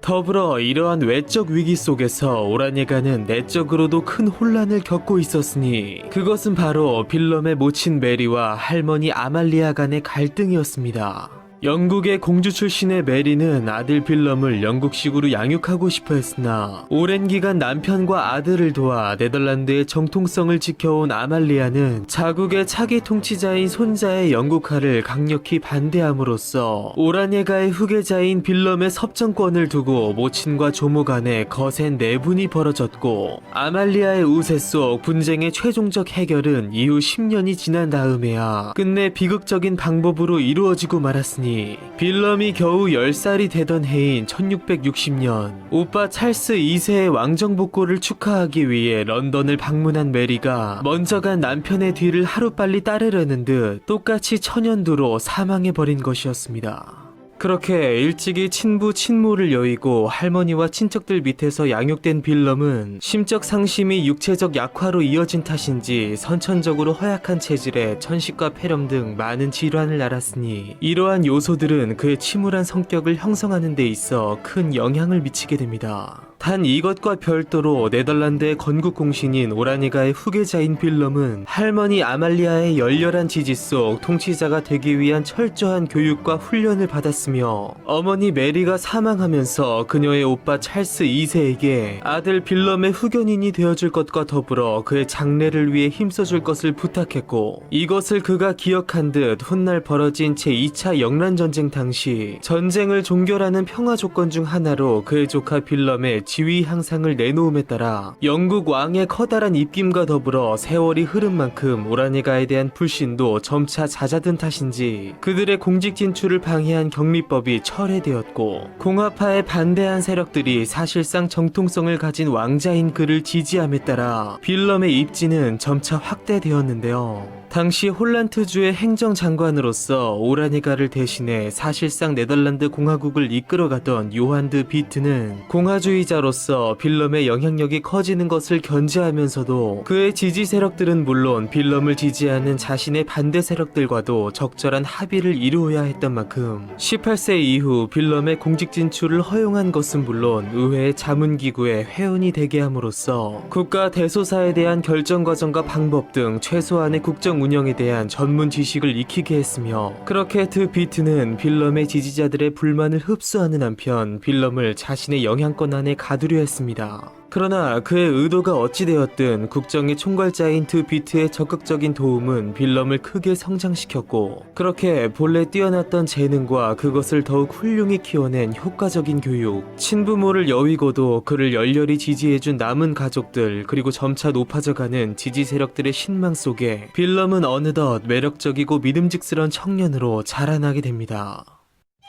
영국의 왕 찰스 1세의 외손자, 그리고 네덜란드의 왕가인 오라네가의 후계자로 태어나 일찍이 부모를 여위고 공화파로부터 지위를 위협받는 속에 통치자의 제목으로 훌륭히 성장한 빌럼 3세. 그러나 실세이자 공화주의자인 드 비트는 그를 끝없이 경계하고 있었으니 빌럼은 과연 빼앗긴 총독의 자리를 되찾을 수 있을 것이며, 그의 앞날에는 앞으로 과연 어떤 여정이 기다리고 있을까요?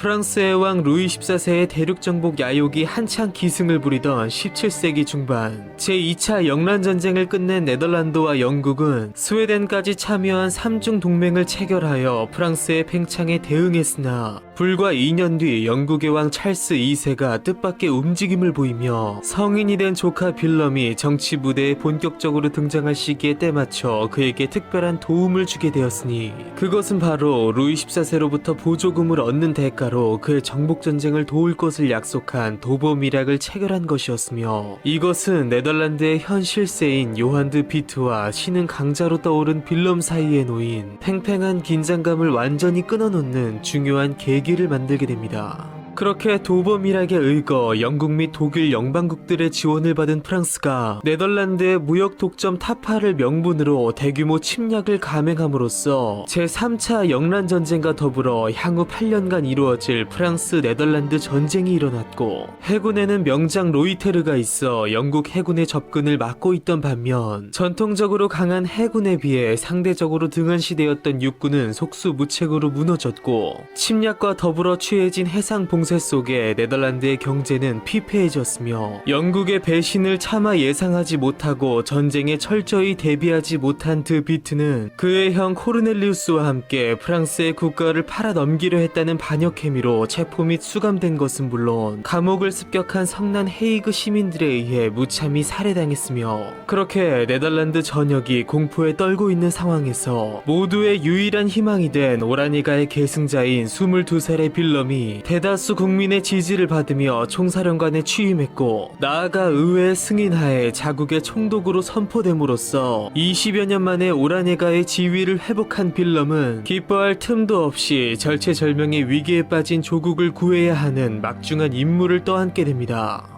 그는 제일 먼저 영국과 프랑스가 제시한 굴욕적인 평화안을 거부한 채 신성 로마 제국의 황제 레오폴트 1세를 비롯해서 여러 독일 영방국들과 스페인의 지원을 얻어내어 대프랑스 동맹을 결성하였고, 도보미락의 진실이 드러나면서 찰스 2세의 영국이 전쟁에서 발을 뺀 한편, 빌럼이 꾸준히 군대를 재건한 것은 물론 뛰어난 전술을 구사하여 승리를 거듭함으로써 오랜 투쟁 끝 프랑스군을 네덜란드 전역에서 완전히 몰아냈으며, 그렇게 결국 프랑스와 평화조약을 체결함에 따라 멸망의 위기에 놓여있던 조국에 평화를 가져옴으로써 국민들로부터 전폭적인 지지를 받게 됩니다. 한편 빌럼의 정적이었던 요한 드 비트가 죽었으나 그의 친구였던 미일데 로이테르 제독은 지난 제2차 영란전쟁을 승리로 이끈 구국의 영웅이었던 만큼 빌럼은 그에게 해군의 전권을 주며 변함없는 신뢰를 보냈고, 로이테르 역시 그의 신임에 힘입어 영국 프랑스 연합함대를 맞아 해군의 연전연승을 이끌어냈으며, 그렇게 지난 30년간 세 차례의 영란전쟁에 모두 출전하여 대활약한 로이테르는 역사상 가장 위대한 해군 지휘관 중 한 명으로서 빌럼이 오랜 전란을 종식시키고 조국을 구하는 데 있어 크게 일조하게 됩니다.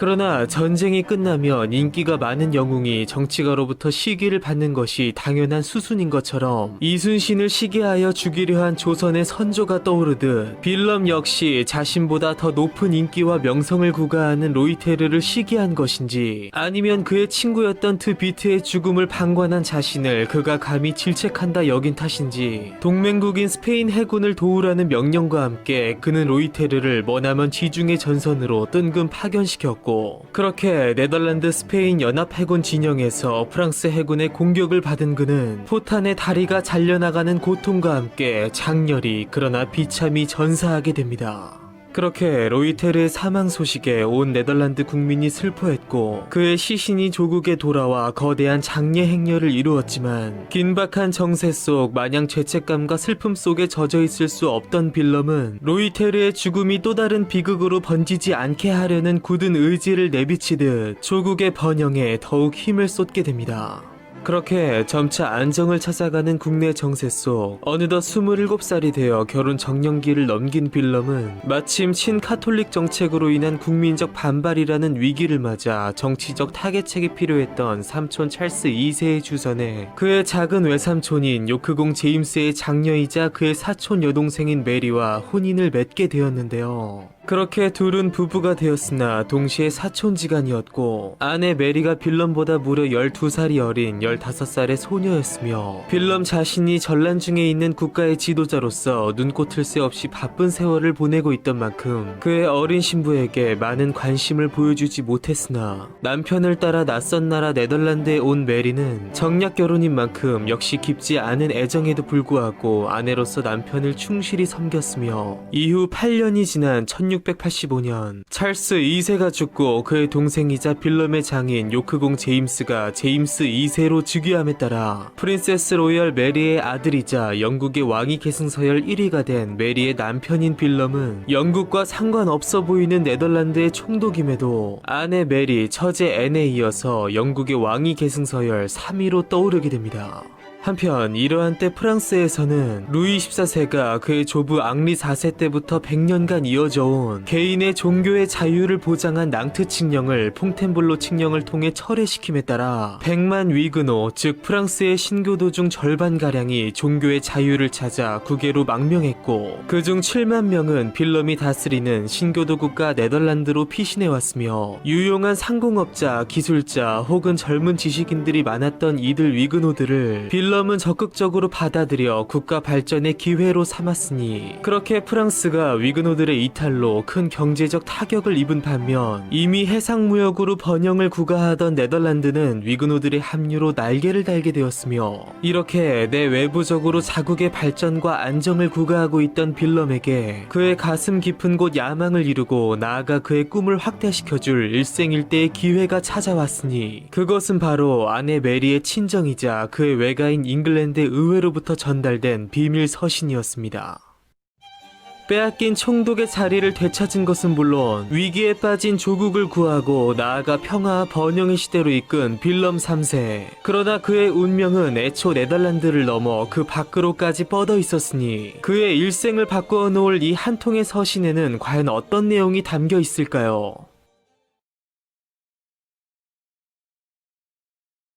빌럼 3세는 지난 10년간의 기나긴 전쟁이 끝난 이후에도 끝없이 자국의 영토를 넘보는 프랑스에 대한 경계를 늦추지 않았으며 영국을 비롯한 주변 국가들의 상황을 예의주시하며 루이 14세의 위협에 대항할 국가들 간의 대규모 연맹체제를 구축하려 했는데요. 이러한 때 그의 계획을 하늘이 도우려는 듯 처가이자 외가인 잉글랜드로부터 그가 오래전부터 고대하던 기분 좋은 소식이 당도한 것이었으니 그것은 바로 잉글랜드의 새로운 왕위에 등극한 장인 제임스 2세가 친카톨릭 전제 정치를 피면서 국교도와 청교도가 주를 이룬 의회에 불만을 사던 상황에서 뒤늦게 그의 카톨릭 왕위를 계승할 늦둥이 아들이 태어남에 따라 신교도인 다른 자녀들의 승계가 물거품이 되어버렸고 제2의 블러디 메리의 시대가 도래할 것을 우려한 의회가 토리파 휘급파할 것 없이 한마음 한뜻으로 신교도이자 차기 계승서열 1위와 3위인 메리와 빌럼에게 잉글랜드의 자유와 프로테스탄트 수호를 명분으로 자국으로 군대를 이끌고 들어와 줄 것을 요청한 것이었습니다. 그렇게 영국의 민심이 자신에게 향하고 있음을 확신한 빌럼은 더불어 한마음 한뜻으로 자신을 지지해준 아내 메리를 보며 거리낌 없이 그들의 요청을 수락했으며 3개월 뒤인 1688년 11월 빌럼과 메리는 11,000명의 군대와 4,000의 기마대, 48척의 전함과 260척의 수송선을 대동한 원정대를 이끌고 잉글랜드 남쪽 토베이만에 상륙하게 됩니다. 한편 차마 예상하지 못한 충격적 상황에 기겁한 제임스 2세는 직접 군을 이끌고 딸과 사위에게 맞서려 했으나 왕위 계승서열 2위인 둘째 딸 앤을 비롯해서 대부분 신교도로 구성된 주요 병력들이 그들이 싸워야 할 대상인 빌럼에게 대규모 자진 투항해버리자 모든 의지를 상실한 채 왕비 메리와 갓 태어난 아들을 데리고 프랑스로 도피해버렸으며 가뿐히 승리를 거머쥔 빌럼은 수많은 병력을 이끌고 왔음에도 사실상 무혈로 전쟁을 마친 채 그들을 반기는 민중의 환호 속 런던에 입성하였고 이듬해 초 국왕의 소집 없이 열린 컨벤션 의회는 제임스 2세의 국외 탈출을 왕권 포기로 간주하고 공식적으로 폐위시켰으며 팽팽한 논의를 거쳐 본래 후계 서열 1위로서 단독 계승이 가능했음에도 공동 왕위를 고집한 메리의 의견을 받아들여 빌럼과 메리 두 부부에게 결국 공동 왕권을 이행하기로 결정했고 그렇게 얼마 후 웨스터민스터 대성당에서 대관식을 치름으로써 영국 역사상 유일무이한 공동국왕이 탄생했으니 이들이 바로 잉글랜드 스튜어트 왕조의 제5대 왕 메리 2세 그리고 윌리엄 3세였습니다. 그렇게 전제왕권에 저항하여 혁명으로 세워진 정권 아래 즉위한 윌리엄과 메리는 의회의 자유와 권리를 옹호한 권리선언을 승인한 것은 물론 비국교도 포함 오직 개신교 종파들에게만 예배의 자유를 허용한 관용법, 더불어 권리선언을 보완해 의회가 내놓은 선왕이 자행한 불법적 관행들, 즉 의회에 동의 없는 법률 제정 과세 및 평시 상비군 유지에 대한 금지, 그리고 카톨릭 교도의 왕위 계승 배제와 선거와 언론의 자유 보장을 골자로 하는 특별한 법률을 승인하였으니 이것이 바로 지난 대헌장 권리청원과 더불어 영국의 헌정사상 가장 중요한 의미를 가지는 의회 제정법인 동시에 이후 벌어지는 미국의 독립혁명은 물론 자국의 차티스트 운동, 여성 참정권 운동에도 영향을 주게 되는 권리장전이었습니다.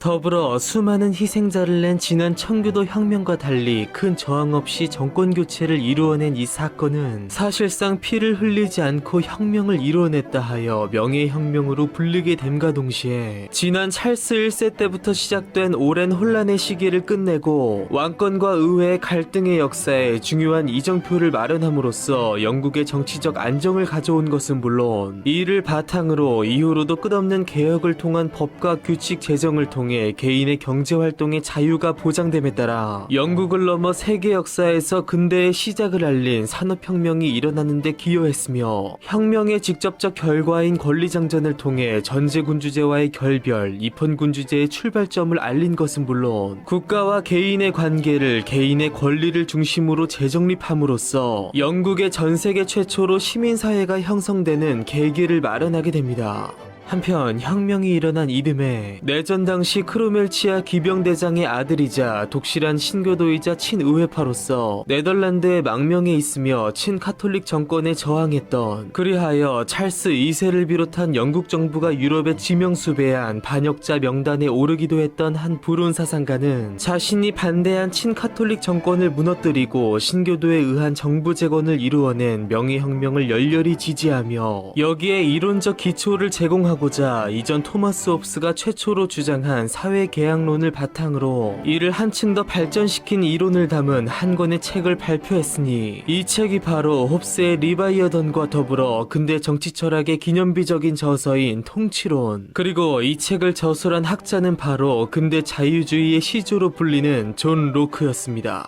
인민은 폭정으로부터 벗어날 권리뿐만 아니라 그것을 예방할 권리 또한 갖고 있다. 주권자에게 모든 권리를 양도할 것을 주장한 홉스의 사회계약론과 달리 정부는 본질적으로 국왕과 의회로 대표되는 국민 사이의 사회적 계약이므로 정부가 계약을 성실히 수행하지 않을 경우 인민이 저항권을 행사할 수 있음을 주장한 로크의 사상은 그의 본래 목적대로 자국의 명예혁명을 정당화시켜준 것은 물론 나아가 미국의 독립전쟁과 프랑스 대혁명의 사상적 기틀을 제공함으로써 근대 민주주의 사상의 원료를 만들어냈고, 그렇게 로크는 민주주의를 이론적 기반으로 하는 현대 인류사회의 탄생에 있어 가장 거대한 영향을 미친 인물 중 한 명으로 남게 되었으며, 이렇듯 위대한 철학자의 사상적 뒷받침하에 권리장전을 승인함으로써 전제 왕권의 시대를 종식하고 오랜 과제였던 군주와 의회 사이의 진정한 권력의 균형을 이루어낸 윌리엄과 메리는 앞으로 다가올 더욱 빛나는 미래를 향해 더 힘찬 발걸음을 내딛게 됩니다.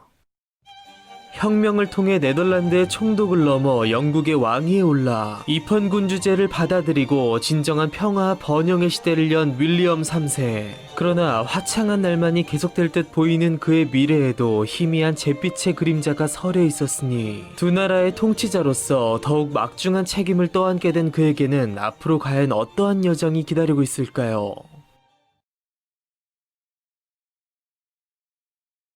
큰 무력 충돌 없이 왕권 교체를 이루어낸 명예혁명의 성공을 자축하던 잉글랜드와 달리 아일랜드와 스코틀랜드에서는 제임스 2세의 폐위를 인정하지 않는 반정부적 움직임이 도사리고 있었는데요. 갓 즉위한 윌리엄과 메리는 이러한 대외적 혼란을 해결함으로써 그들의 정당한 왕권과 통치 능력을 나라 안팎으로 증명해야 하는 과제를 떠안게 되었습니다. 우선 명목상 공동 왕이었으나 윌리엄 3세의 경우 이미 오랜 기간 네덜란드에 총독을 지내며 산전수전을 다 겪고 지도력을 인정받은 검증된 통치자였고, 메리 2세는 그런 그의 충성스런 아내였던 만큼 국정에 대한 의사결정권을 사실상 남편 윌리엄에게 위임했으며, 그렇게 아내의 신임 속 윌리엄은 그들의 반발하는 세력을 맞아 그의 타고난 군인으로서의 능력을 곧바로 발휘했으니, 먼저 그는 스코틀랜드 로우랜드 지역의 제임스 2세파들이 일으킨 봉기를 2달 만에 진압한 뒤, 이어서 하이랜드 지역에서 던디 자작이 일으킨 무장 봉기를 즉각적으로 진압했으며, 그렇게 스코틀랜드의 상황이 대충 정리되자 그는 이제 더욱 심각한 상황 속에 놓인 아일랜드로 시선을 돌리게 되는데요. 당시 아일랜드는 프랑스의 지원 속 그들의 합류한 패주 제임스 2세를 지지하며, 이번 기회에 국교회를 비롯한 잉글랜드 세력을 축출하고 그들의 카톨릭 신앙과 토지 및 주권을 되찾고자 자국 내 잉글랜드 개신교도의 거점인 런던 대리를 공격하는 등 반 윌리엄 반 잉글랜드 저항을 개시했고, 이에 윌리엄은 사태를 정리하고자 아일랜드로 직접 출정하여 보인강 전투에서 그의 삼촌이자 장인의 군대를 대파했으니, 전의를 상실한 제임스 2세는 다시 프랑스로 도피했으며, 남겨진 아일랜드 세력의 저항은 이듬해인 1691년에 와서야 리머릭 조약을 통해 가톨릭 교도에게 신앙의 자유를 허용하기로 합의함으로써 가까스로 마무리되었으나, 직후 윌리엄이 이 조약을 재차 무시하고 아일랜드 가톨릭 교도에 대한 탄압을 지속시킴으로써 앞으로 일어날 더욱 거센 저항을 예고하게 됩니다.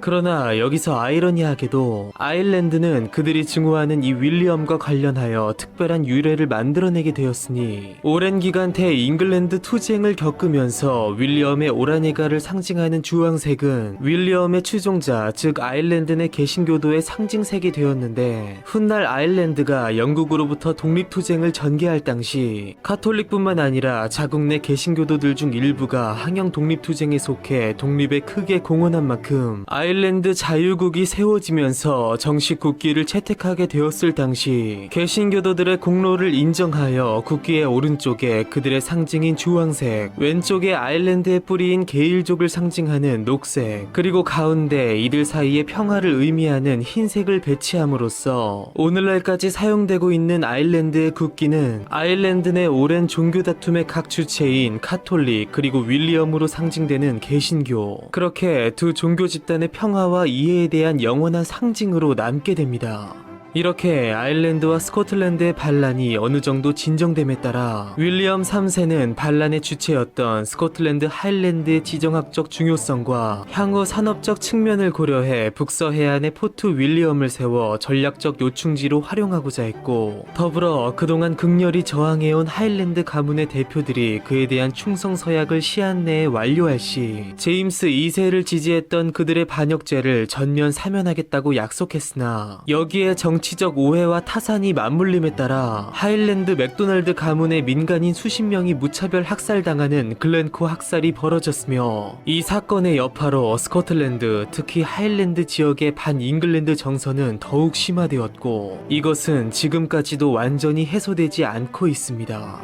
한편 윌리엄이 이처럼 대외적 혼란을 수습하고 있을 동안 공동 왕으로서 윌리엄의 부재 시 그의 의사에 따라 국정을 운영해온 메리 2세는 혁명 이전 겪은 2차례의 유산으로 이미 몸이 많이 상해 있던 데다 그녀가 배신한 부친에 대한 떨쳐낼 수 없는 죄책감, 무엇보다 대외전쟁에 여념이 없는 남편의 무관심으로부터 여자로서 느끼는 상대적 박탈감 속 심신이 지쳐버린 것인지 건강이 급격히 악화되었고, 남편과 더불어 왕위에 오른 지 5년 만인 1694년 12월 32살의 한창의 나이로 천연두로 급작스레 사망하게 됩니다. 평소 많은 관심과 사랑을 주진 못했으나 한결같은 헌신과 순종으로 자신을 보필해준 아내가 먼저 세상을 떠난 것에 충격을 받고 깊은 슬픔에 잠긴 윌리엄은 온 국민의 애도 속 여왕의 장례가 끝나고 단독 왕권을 인정받게 됨에 따라 이제 공동이 아닌 영국의 단 한 명의 왕으로서 홀로 새로운 시대를 이끌게 됩니다.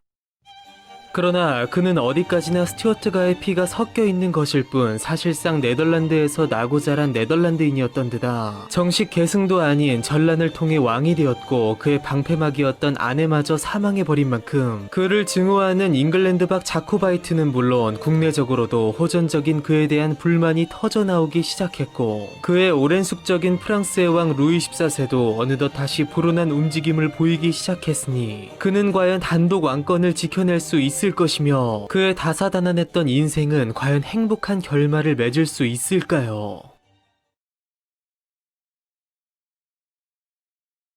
제3차 영란전쟁으로 시작된 윌리엄과 루이 14세의 악연은 지난 네이메언 강화조약을 통해 일단락되었지만 여전히 유럽 곳곳에서 프랑스가 세력을 과시함에 따라 네덜란드 및 주변국들과의 긴장관계가 계속된 만큼 윌리엄은 끝없이 프랑스를 견제하고 대적할 만한 주변국들과의 동맹을 이끌어내려 했는데요. 한편 이러한 그의 기대를 저버리지 않으려는 듯 여전히 대륙 정복의 야욕을 버리지 못한 프랑스의 왕 루이 14세는 급기야 끝없이 유럽 대륙을 넘보는 오스만 제국과 동맹을 맺고 같은 기독교 세계인 유럽을 협공하기 시작했고 이러한 때 명예혁명을 통해 영국의 왕위를 겸함으로써 더욱 강력한 힘을 얻게 된 윌리엄이 프랑스의 비인륜적 세력 확장을 견제하며 유럽 각국이 결성한 아우크스부르크 동맹을 본격적으로 가동시켜 프랑스에 맞서게 됨으로써 유럽 전역은 또다시 기나긴 전쟁에 휩싸였으니 이것이 바로 9년 전쟁이었습니다. 그렇게 본토에서 전쟁이 일어나자 그들의 식민지인 북아메리카 대륙에서도 영국과 프랑스 식민지 간에 최초로 전쟁이 벌어졌으니 이것이 바로 영국의 왕 윌리엄 3세의 이름을 따서 명명된 윌리엄 왕 전쟁이었으며 이 전쟁을 발단으로 시작된 영국과 프랑스 간의 식민지 전쟁은 이후 그 유명한 프렌치 인디언 전쟁으로 발전하는 등 약 한 세기에 걸쳐 이루어지며 영국 식민지의 확장과 프랑스 식민지의 후퇴를 가져옴으로써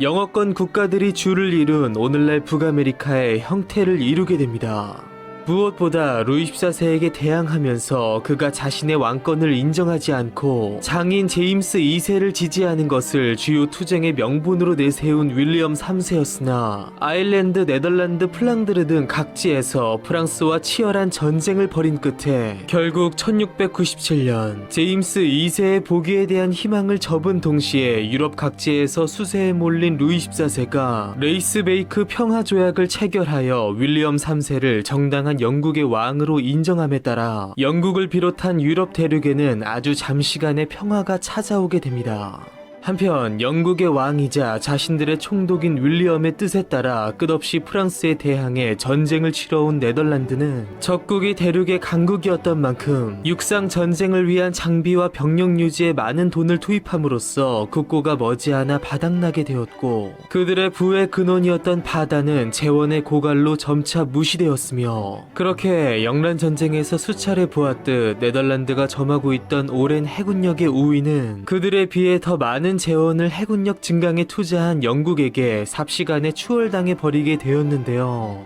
그렇게 흔히 세계 역사에서 일컫는 네덜란드의 황금의 17세기가 저물고 오랜 해양의 적수가 사라짐에 따라 독보적인 강자로 떠오른 영국이 이후 세계의 바다를 호령하게 됨으로써 머지않아 다가올 그들의 최전성기인 대영 제국의 시대를 예고하게 됩니다. 한편 하나의 긴 전쟁이 끝나기 무섭게 유럽은 또 다른 거대한 전쟁에 휩싸일 위기에 놓이게 되었으니 허약했던 스페인의 왕 카를로스 2세가 후사 없이 사망함에 따라 루이 14세가 그의 손자 필리프를 새로운 스페인의 왕으로 앉혀 두 카톨릭 제국을 부르봉 왕가로 통합시키려는 불온한 움직임을 보였고 여기에 마침 프랑스의 망명 중이던 제임스 2세가 사망하자 급기야 그는 지난 레이스베이크 조약을 깨고 제임스 2세의 아들 제임스 프랜시스 에드워드를 영국의 새로운 왕 제임스 3세로 인정했는데요. 이처럼 사실상 선전포고를 한 루이 14세의 도발에 대응해 또다시 주변국들을 규합해 대동맹을 결성한 윌리엄은 어느 한 국가도 나머지 나라들을 압도할 수 없는 국제질서의 확립을 꿈꾸며 다시 고개를 드는 루이 14세의 야망을 저지하려던 차 갑자기 뜻하지 않은 순간을 맞게 되었으니 프랑스와의 결전을 준비하고 있던 1702년 3월의 어느 날 우연찮게 낙마 사고를 당한 것이었습니다.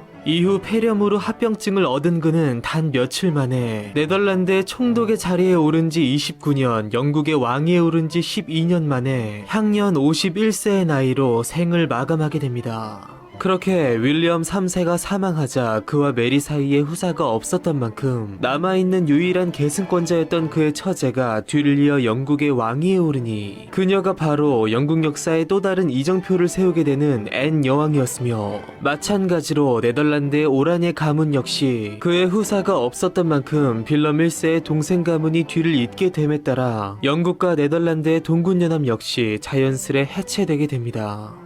네덜란드의 총독이자 영국의 왕으로서 평생을 대외전쟁 속에서 보낸 윌리엄 3세였으나 그는 대내적으로도 몇 가지 특별한 업적들을 남겼으니 그의 즉위 직후 벌어진 9년간의 긴 전쟁 속 엄청난 전쟁 비용을 승인받아야 했던 만큼 윌리엄은 프랑스와 장기전쟁에 진절머리를 내던 의회와 끝없이 부딪혔고, 그를 한낱 이방인에다 전쟁광으로 취급한 토리파 측에서 급기야 제임스 2세의 복위 얘기까지 흘러나옴에 따라 그의 재위 전반에 걸쳐 많은 정계 인사들이 반역죄로 체포되어 처벌을 받았으며, 윌리엄은 급기야 불손한 토리파를 배제하고 그에게 우호적인 휘급파 인사들만 국가 요직에 앉혀 국정을 논의코자 했으니 이것은 현재 영국의 상징이 된 내각제의 시초가 되었습니다. 한편 세금 제도에 있어 특별한 개혁을 단행한 윌리엄 3세는 그의 삼촌 찰스 2세 때부터 군자금 조달 목적으로 시행되어 왔으나 소득 수준이 고려되지 않아 문제가 많았던 난로세를 과감히 폐지하고 대량 생산이 어려워 귀하게 취급된 유리에 대한 과세, 즉 유리창의 개수에 따라 세금을 매기는 창문세를 도입한 것인데, 이 세금 제도는 이후 주택세의 도입으로 폐지되기 전까지 무려 150년간 지속되었고, 창문이 많을수록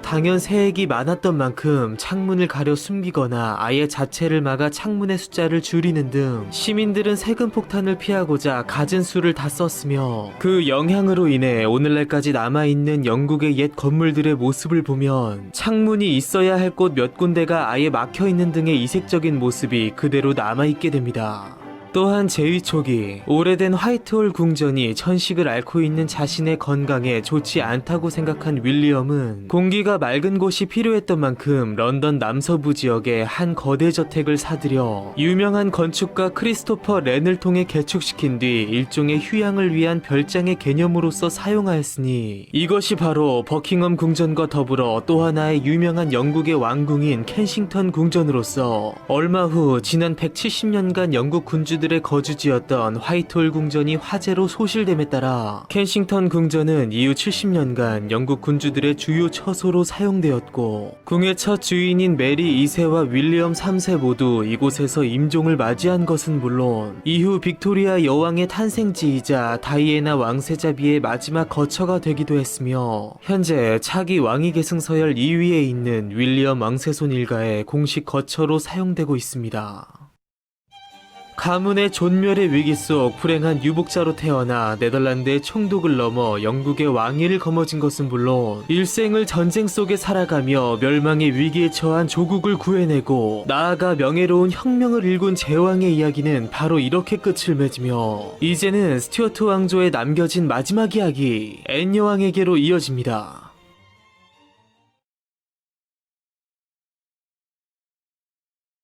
대규모 전염병이 영국을 강타한 공포의 해인 1665년, 잉글랜드의 국왕 찰스 2세의 동생인 요크공 제임스와 그의 아내 앤 하이드 사이에 첫째 딸 메리에 이어서 두 번째 딸이 태어났으니 모친의 이름을 따서 지어진 그녀의 이름은 바로 앤 스튜어트였습니다. 어려서부터 심한 눈병을 앓았던 앤은 치료를 위해 프랑스로 보내져 할머니 앙리에타 마리 왕대비의 보살핌을 받았는데, 앤이 4살이 되던 해 노쇠한 왕대비가 서거함에 따라 보호자를 잃은 그녀는 결국 영국의 부모의 품속으로 돌아왔고, 2년 뒤에는 그녀의 어머니 앤 하이드마저 세상을 떠나게 되었는데요. 그렇게 어린 나이에 맞이한 연이은 가족의 죽음으로 깊은 슬픔 속에 빠져있던 앤에게 5살 연상의 한 귀족 소녀가 다가와 그녀를 위로해 주었으니, 그녀의 이름은 바로 사라 제닝스로서 이후 유명한 말버러 공작 존 처칠과 결혼하여 사라 처칠이 되는 그녀는 앤의 어린 시절부터 그녀의 평생의 친구이자 연인 조언자가 됨으로써 생애 전반에 걸쳐 여러모로 막대한 영향을 끼치게 됩니다.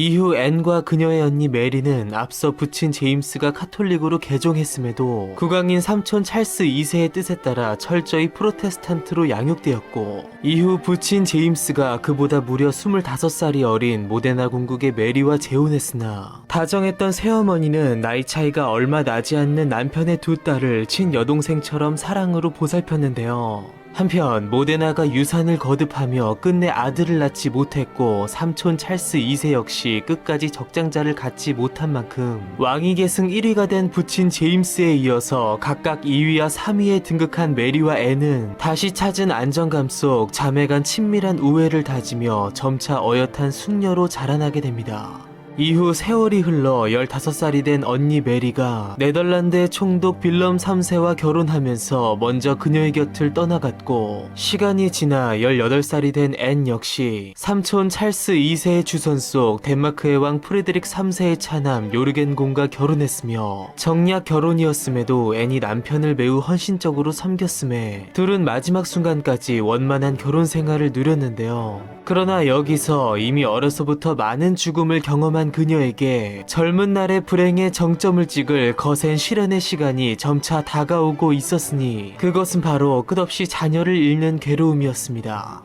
결혼 이후 17년의 세월 동안 앤은 무려 18번의 임신을 했으나 유산과 사산을 끝없이 반복했고, 겨우 5아이만 살아서 태어났으나 이 중 4명 역시 두 번째 생일을 맞기 전 사망했으며, 오직 단 한 명의 아들 윌리엄만이 살아남아 무사히 유아기를 넘김으로써 슬픔에 빠진 그의 어머니를 위로했는데요. 한편 윌리엄의 탄생 5년 전 찰스 2세의 뒤를 이어 새로운 왕이 된 앤의 부친 제임스 2세는 친카톨릭 전제 정치를 펴므로써 개신교도가 줄을 이룬 의회에 불만을 사게 되었고, 늙은 카톨릭 왕의 사망과 그의 개신교도 자녀 메리 혹은 앤의 왕위 계승을 간절히 바라고 있던 차에 모데나 왕비가 이복 동생 제임스 에드워드를 낳게 됨에 따라 그들의 모든 기대가 물거품이 된 것은 물론 제2의 블러디 메리의 시대가 도래할 것을 우려한 의회는 네덜란드에 있는 왕위 계승 1순위 메리 공주와 그의 남편 빌럼 3세를 그들의 군대를 대동해 잉글랜드로 끌어들이게 되는데요. 그렇게 아버지와 언니, 형부의 대치 속 자신의 처우를 두고 깊은 딜레마에 빠진 앤은 개신교도가 줄을 이룬 군대가 싸울 의욕을 상실했고, 민심 자체가 이미 국왕을 떠났음을 확신한 그녀의 신복 사라의 조언을 받아들여 언니와 형부에 대한 지지를 선언하며 그들에 투항했고, 자녀들의 연이은 배신으로 시리에 빠진 제임스 2세는 모든 것을 포기한 채 프랑스로 도피했으며, 빌럼과 메리가 런던에 입성해 윌리엄 3세와 메리 2세로 공동왕위에 즉위하여 권리장전을 승인함으로써 명예혁명이 완수되었고, 메리 2세가 유산을 거듭하며 끝내 자녀를 갖지 못한 만큼 앤은 졸지에 왕위 계승 순위 1위로 떠오르게 됩니다. 그러나 자신 역시 어쩔 수 없이 혁명에 동참했으면서도 아버지를 배신해야만 하는 상황을 만들어낸 언니 메리에게 앤이 적개심을 표현함에 따라 평생 서로를 의지해온 두 자매의 관계는 매우 나빠졌고, 5년 뒤 메리가 천연두에 걸려 사망해버리면서 본래 공동왕으로서 단독 왕권을 승인받은 윌리엄 3세는 당초 혁명 이전 자신의 계승 서열이 앤보다 낮았던 만큼 다소 애매한 상황에 놓이자 처제 앤과의 원만한 관계 형성을 위해 노력하게 되는데요. 한편 매몰차게 아버지를 저버린 앤에게 하늘이 벌을 내린 것인지 갓 11살을 넘긴 아들 윌리엄마저 사망해버리면서 그녀를 더 이상 떨어질 수 없는 깊은 나락으로 끌고 갔고, 그렇게 차기 왕인 앤의 뒤를 이을 유일한 왕손이 사망하면서 다시 후계 문제가 크게 대두된 의회는 지난 권리장전에서 가톨릭교도의 왕위 계승을 금지한 것을 넘어 아예 오로지 개신교도만이 왕위를 승계할 수 있게 하는 새로운 왕위 계승법을 통과시켰고, 그렇기에 앤이 후기 없이 사망할 경우 영국의 왕위는 가톨릭교도로서 계승권에서 배제되어 있는 프랑스의 망명 중인 그녀의 이복동생 제임스 에드워드가 아닌 그녀의 증조부 제임스 1세의 외손녀이자 독일 하노버 선제후의 비인 조피 공녀 혹은 그녀의 후손에게 돌아가게 되었고, 이것은 훗날 스튜어트 왕조의 뒤를 잇는 하노버 왕조의 탄생에 토대를 마련하게 됩니다. 한편 6년 전 언니의 죽음, 1년 전 아들의 죽음으로 슬픔에 잠겨있던 앤에게 연이어 전해진 부친 제임스 2세의 사망 소식은 그녀의 격양된 마음을 더욱 흔들어 놓았는데요. 이러한 때 프랑스의 왕 루이 14세가 앤의 이복동생 제임스 에드워드를 영국의 합법적인 왕 제임스 3세로 선포한 것은 물론 동시에 그의 손자를 통해 대가 끊긴 스페인의 왕위까지 넘보면서 영국을 비롯한 유럽 전역을 긴장 국면에 빠뜨림에 따라 형부 윌리엄 3세는 주변국들과 함께 대불 동맹을 결성함으로써 프랑스의 야욕에 맞서 전쟁을 개시하려던 찰나 낙마 사고를 당하면서 급작스레 사망해버렸고, 유일한 왕위 계승권자였던 앤이 37살의 나이로 뒤를 이어 새로운 왕위에 올랐으니 그녀가 바로 스튜어트 왕조의 마지막 군주이자 현재 영국의 토대가 된 그레이트 브리튼 왕국의 첫 번째 왕이 되는 영국 역사상 오직 단 한 명만이 존재했던 앤 여왕이었습니다. 이른 나이에 모친을 잃고 결혼 후 맞이한 수십 번의 유산, 부친에 대한 배신과 마지막 자녀마저 잃어버리는 정신적 고통을 이겨내고 끝내 영국의 왕위를 거머쥔 앤 여왕. 그러나 즉위와 동시에 그녀는 영국의 운명이 걸린 거대한 전쟁의 물결에 곧바로 휩싸이게 되었으니 한시도 마음 놓을 날이 없는 그녀의 인생은 앞으로 과연 어떻게 펼쳐지게 될까요?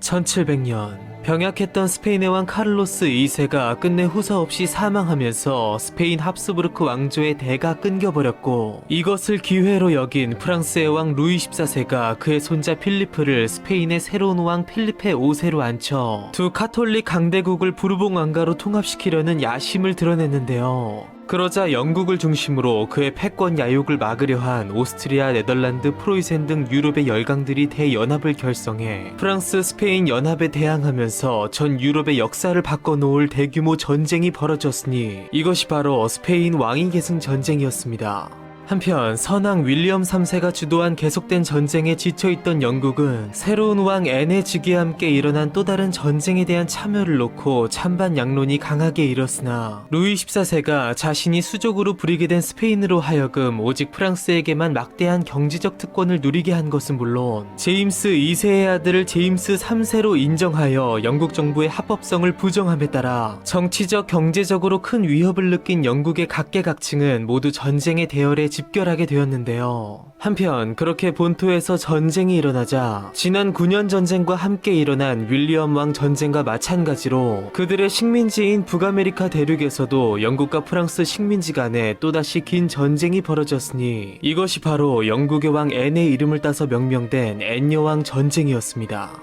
한편 갓 즉위한 앤 여왕은 자신의 통치자로서의 역량을 확신하지 못하는 한편 거대한 전쟁에 휩싸이게 된 대국가적 상황에 큰 두려움을 느꼈으나 이때 곧바로 그녀의 근심을 덜어줄 위대한 인물이 등판을 앞두고 있었으니 그는 바로 사부하 공작 외젠과 더불어 한 시대를 풍미한 명장이자 영국 역사상 두 손가락 안에 드는 위대한 지상전 전략가인 제1대 말버러 공작 존 처칠이었습니다. 본래 제임스 2세의 신임받는 장군이었던 존은 명예혁명 중 앤과 함께 윌리엄 3세에게 투항하여 왕이 된 그로부터 초대 말버러 공작에 자기를 하사받은 것은 물론 아내 사라와 훗날 왕이 된 앤 사이의 친분을 바탕으로 기존의 뛰어난 능력을 인정받아 군사령관에 임명되었는데요. 그는 영국군을 이끌고 스페인 왕위 계승 전쟁에 출전하여 블레넘, 라미에, 오우데 나르데 등에서의 굵직한 전투에서 뛰어난 전술을 선보여 대불연합의 승리를 이끌어낸 것은 물론 크고 작은 수많은 전투를 치르며 단 한 번도 패배하지 않았고, 라인강 너머 독일 영토에 대한 프랑스의 야망을 꺾고 스페인령 네덜란드에서도 프랑스군을 쓸어내는 등 큰 공을 세웠습니다.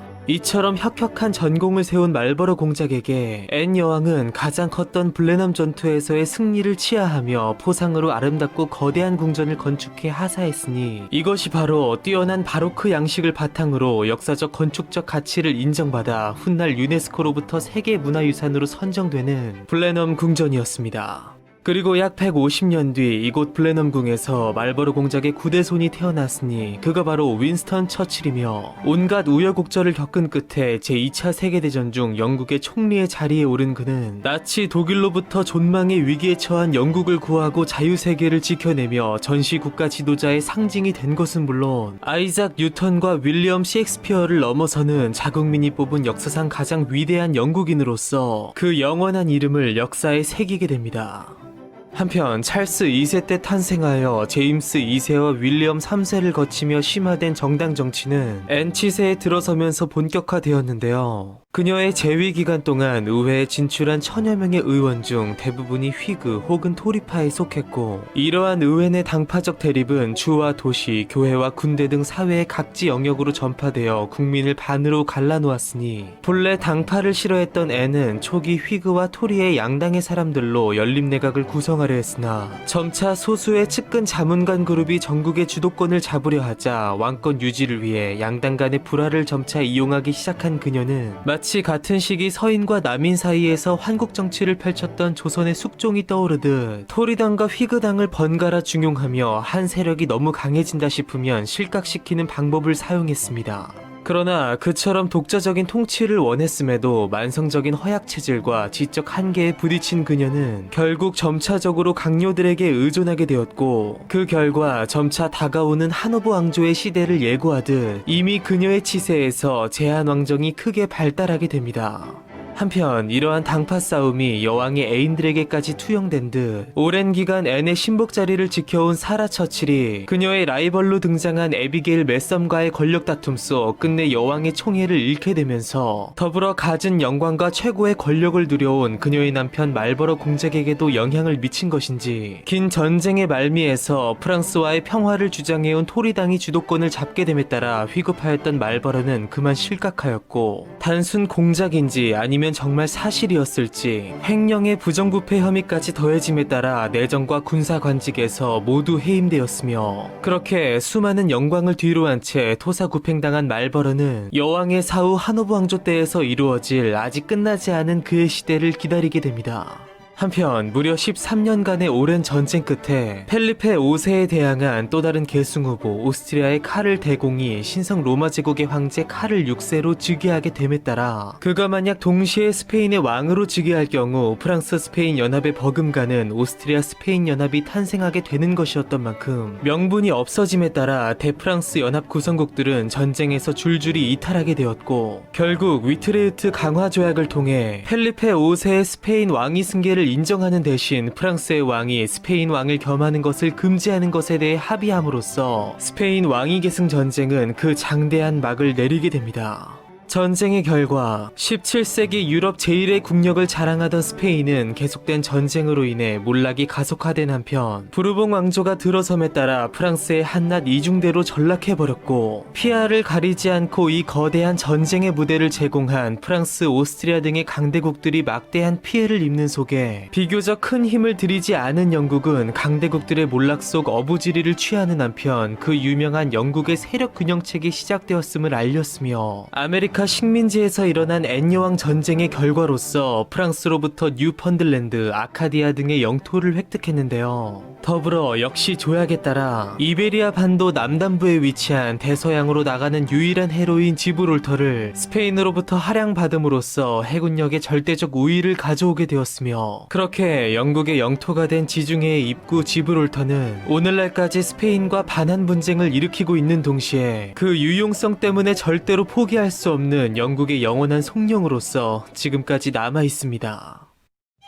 한편 전쟁이 종결되기 무려 7년 전인 1707년으로 돌아가 영국에서는 그들의 역사에 길이 남을 또 하나의 중요한 사건이 일어나려 하고 있었으니, 즉위와 함께 거대한 전쟁과 당파 싸움에 휘말리게 된 앤에게는 과연 또 어떤 일이 기다리고 있는 걸까요?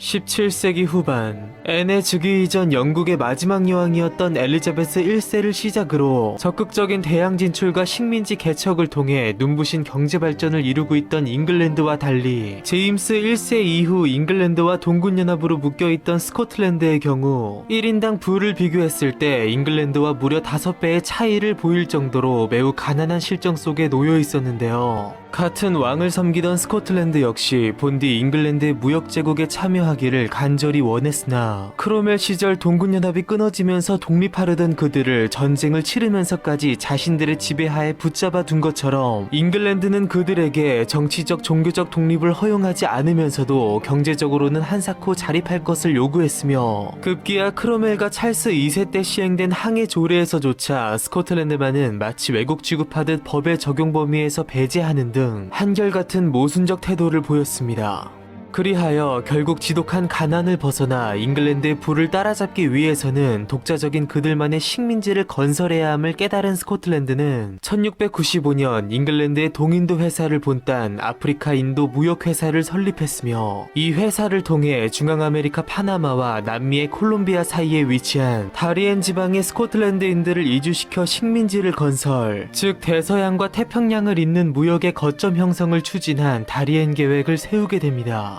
그러나 그들의 거창한 계획이 충분한 사전 준비 없이 너무도 급작스럽게 이루어진 탓인지 열악한 기후 조건에다 전염병 유행, 스코틀랜드산 모직물에 대한 원주민들의 무관심은 물론 아메리카의 실세이자 개신교의 적대적인 카톨릭 세력, 파나마 내 스페인 제국군이 자신들의 영역을 침범한 다리엔 내 스코틀랜드인들을 공격함에 따라 국가적인 대대적 투자가 이루어진 이 대모험은 비참하게 실패하고 말았고, 여기에 엎친 데 덮친 격으로 1690년대 불운한 7년으로 불리는 엄청난 가뭄이 본토를 강타한 것은 물론 자코바이트로부터 비롯된 반란 및 내전이 발생, 잉글랜드로부터 철저한 진압과 탄압이 이루어짐에 따라 스코틀랜드의 유력 귀족 가문과 도시 대부분이 파산 혹은 파산 직전에 몰리는 등 국가적 대위기를 맞게 됩니다. 그렇게 완전히 나락으로 떨어진 상황에서 스코틀랜드에서는 사태를 수습할 수 있는 유일한 방안이 제시되었으니 그것은 바로 단순 동군연합이 아닌 잉글랜드와의 법적 통합을 이루어 그들의 그늘 아래 들어가는 것이었는데요. 그러나 가난한 스코틀랜드의 부채를 떠맡는 것이 부담스러웠던 잉글랜드는 초기 그들과의 통합에 부정적 반응을 보였고, 이에 깊은 고민에 빠진 스코틀랜드가 끝내 그들의 마음을 바꿔놓을 비장의 카드를 내놓았으니 그것은 바로 보장법을 제정해 앤 여왕의 사망 시 스코틀랜드 의회가 독자적으로 계승자를 선택할 것을 규정하는 것이었습니다. 이는 즉 잉글랜드가 사전에 상호 간의 무역 자유와 장로교의 신앙의 자유 등을 보장하지 않을 경우 스코틀랜드 의회가 잉글랜드가 선택한 인물과 다른 인물을 계승자로 선택할 것임을 천명한 것으로서, 그 말은즉슨 대륙에 살아있는 앤의 이복 동생이자 가톨릭 교도인 제임스 에드워드의 복위 가능성을 내비친 것이었으니 이것은 결국 스코틀랜드가 잉글랜드에게 영구적인 적대 혹은 상호 무역을 보증할 완전 통합 중 양자택일을 요구한 것이었습니다. 그렇게 스코틀랜드의 최후의 수를 던져받은 앤 여왕과 잉글랜드 정부는 긴밀한 논의를 거쳐 그들에게 주어진 두 가지 선택지 중 끝내 후자를 선택했고, 통합협의회를 거쳐 마침내 통합법이 발의됨에 따라 더 이상 동군연합이 아닌 피와 눈물의 역사를 공유한 스코틀랜드와 잉글랜드 두 나라의 역사적인 통합, 즉 통합왕국이 출범하였으니 이것이 바로 오늘날의 영국의 사실상의 모태가 되는 그레이트 브리튼 왕국이었습니다. 그리하여 이제껏 한 명의 왕 아래 두 개의 의회를 운영해온 양국은 이제부터 한 명의 왕 아래 한 개의 의회를 갖게 되었고, 그렇게 정치적 독립을 잃은 대신 잉글랜드 및 그들의 식민지와의 교역의 자유를 획득한 스코틀랜드는 최초 요구대로 그들 고유의 법체계와 장로교의 전통을 유지한 한편 머지않아 산업혁명기를 맞이하면서 영국이 점차 대영제국의 시대로 진입하게 됨에 따라 그들의 역사에 전례 없는 번영을 누리게 됩니다. 더불어 이 역사적인 통합을 이루어낸 앤 여왕은 이후로는 나올 수 없는 잉글랜드 혹은 스코틀랜드만의 왕이 아닌 그레이트 브리튼 왕국의 초대 국왕으로서 그 영원한 이름을 남기게 됩니다. 한편 이후 다시 스페인 왕위계승 전쟁이 한창이던 때로 돌아가 전쟁이 장기화됨에 따라 민심을 잃은 휘그당을 몰아내고 끝내 정권을 잡은 토리당은 여왕이 점차 늙고 허약해져 가고 있던 상황에서 옛날 그들의 탄생 유래, 즉 카톨릭 교도인 제임스 2세의 즉위를 지지했던 과거의 날들이 떠오르듯 특별한 뜻을 품고 명예혁명의 단초가 되었던 제임스 2세의 아들이자 여왕의 이복 동생 프랑스에 있는 제임스 에드워드에게 은밀히 연락을 취하게 되는데요. 그러나 이미 여왕의 즉위 이전 선왕에 의해 개신교도만이 왕위를 승계할 수 있게 하는 새로운 왕위계승법이 통과되었던 만큼 제임스 에드워드가 카톨릭 신앙을 고수하는 이상 왕위계승은 결국 독일의 하노버가에게 돌아가게 되어 있었는데요. 그렇다면 토리당은 과연 어떤 생각을 하고 있는 것이며 혹 또 다른 혁명을 꿈꾸고 있는 것이며 점차 약해져 가고 있는 여왕의 생애 끝자락에는 과연 어떤 이야기들이 더 남아 있을까요?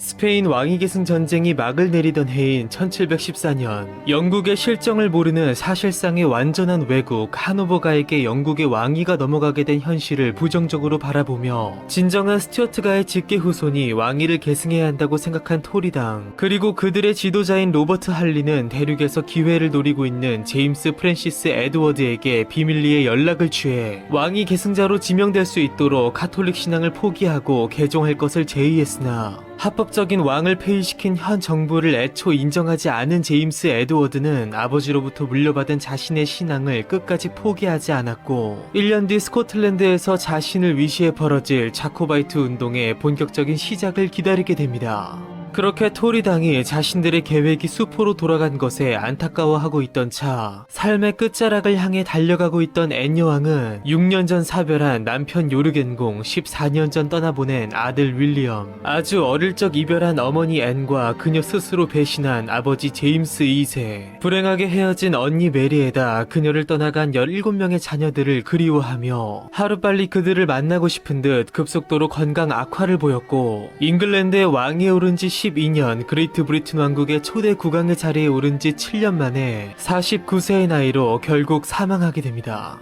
영국 스튜어트 왕조의 마지막 군주인 앤 여왕은 마지막 군주답게 마지막 가장 최초 혹은 유일의 흥미로운 업적들을 많이 남겼는데요. 첫 번째는 그녀의 치세에서 이룩된 최초의 업적이니 1710년 영국에서는 출판권자들과 출판물의 보호를 위해 저자에게 배타적인 권리를 부여함과 동시에 저작권의 기간을 28년으로 한정하는 특별한 법이 통과되었으니 이것이 바로 세계 최초의 저작권법인 앤여왕법이었으며, 여기서 기원을 이룬 오늘날의 저작권법은 176년 뒤 국제문예협회 주도로 체결되어 근대적 의미의 저작권법으로 기록된 베른 협약을 통해 결코 그 짧지 않은 역사를 완성하게 됩니다. 두 번째는 그녀만이 남긴 유일한 업적이니 20세기부터 각 유럽의 왕실에 남녀평등 상속법이 자리 잡기 전 인류 역사상 유일하게 확정 상속인 자격으로 왕위를 계승한 여왕이 바로 앤이었다는 것입니다.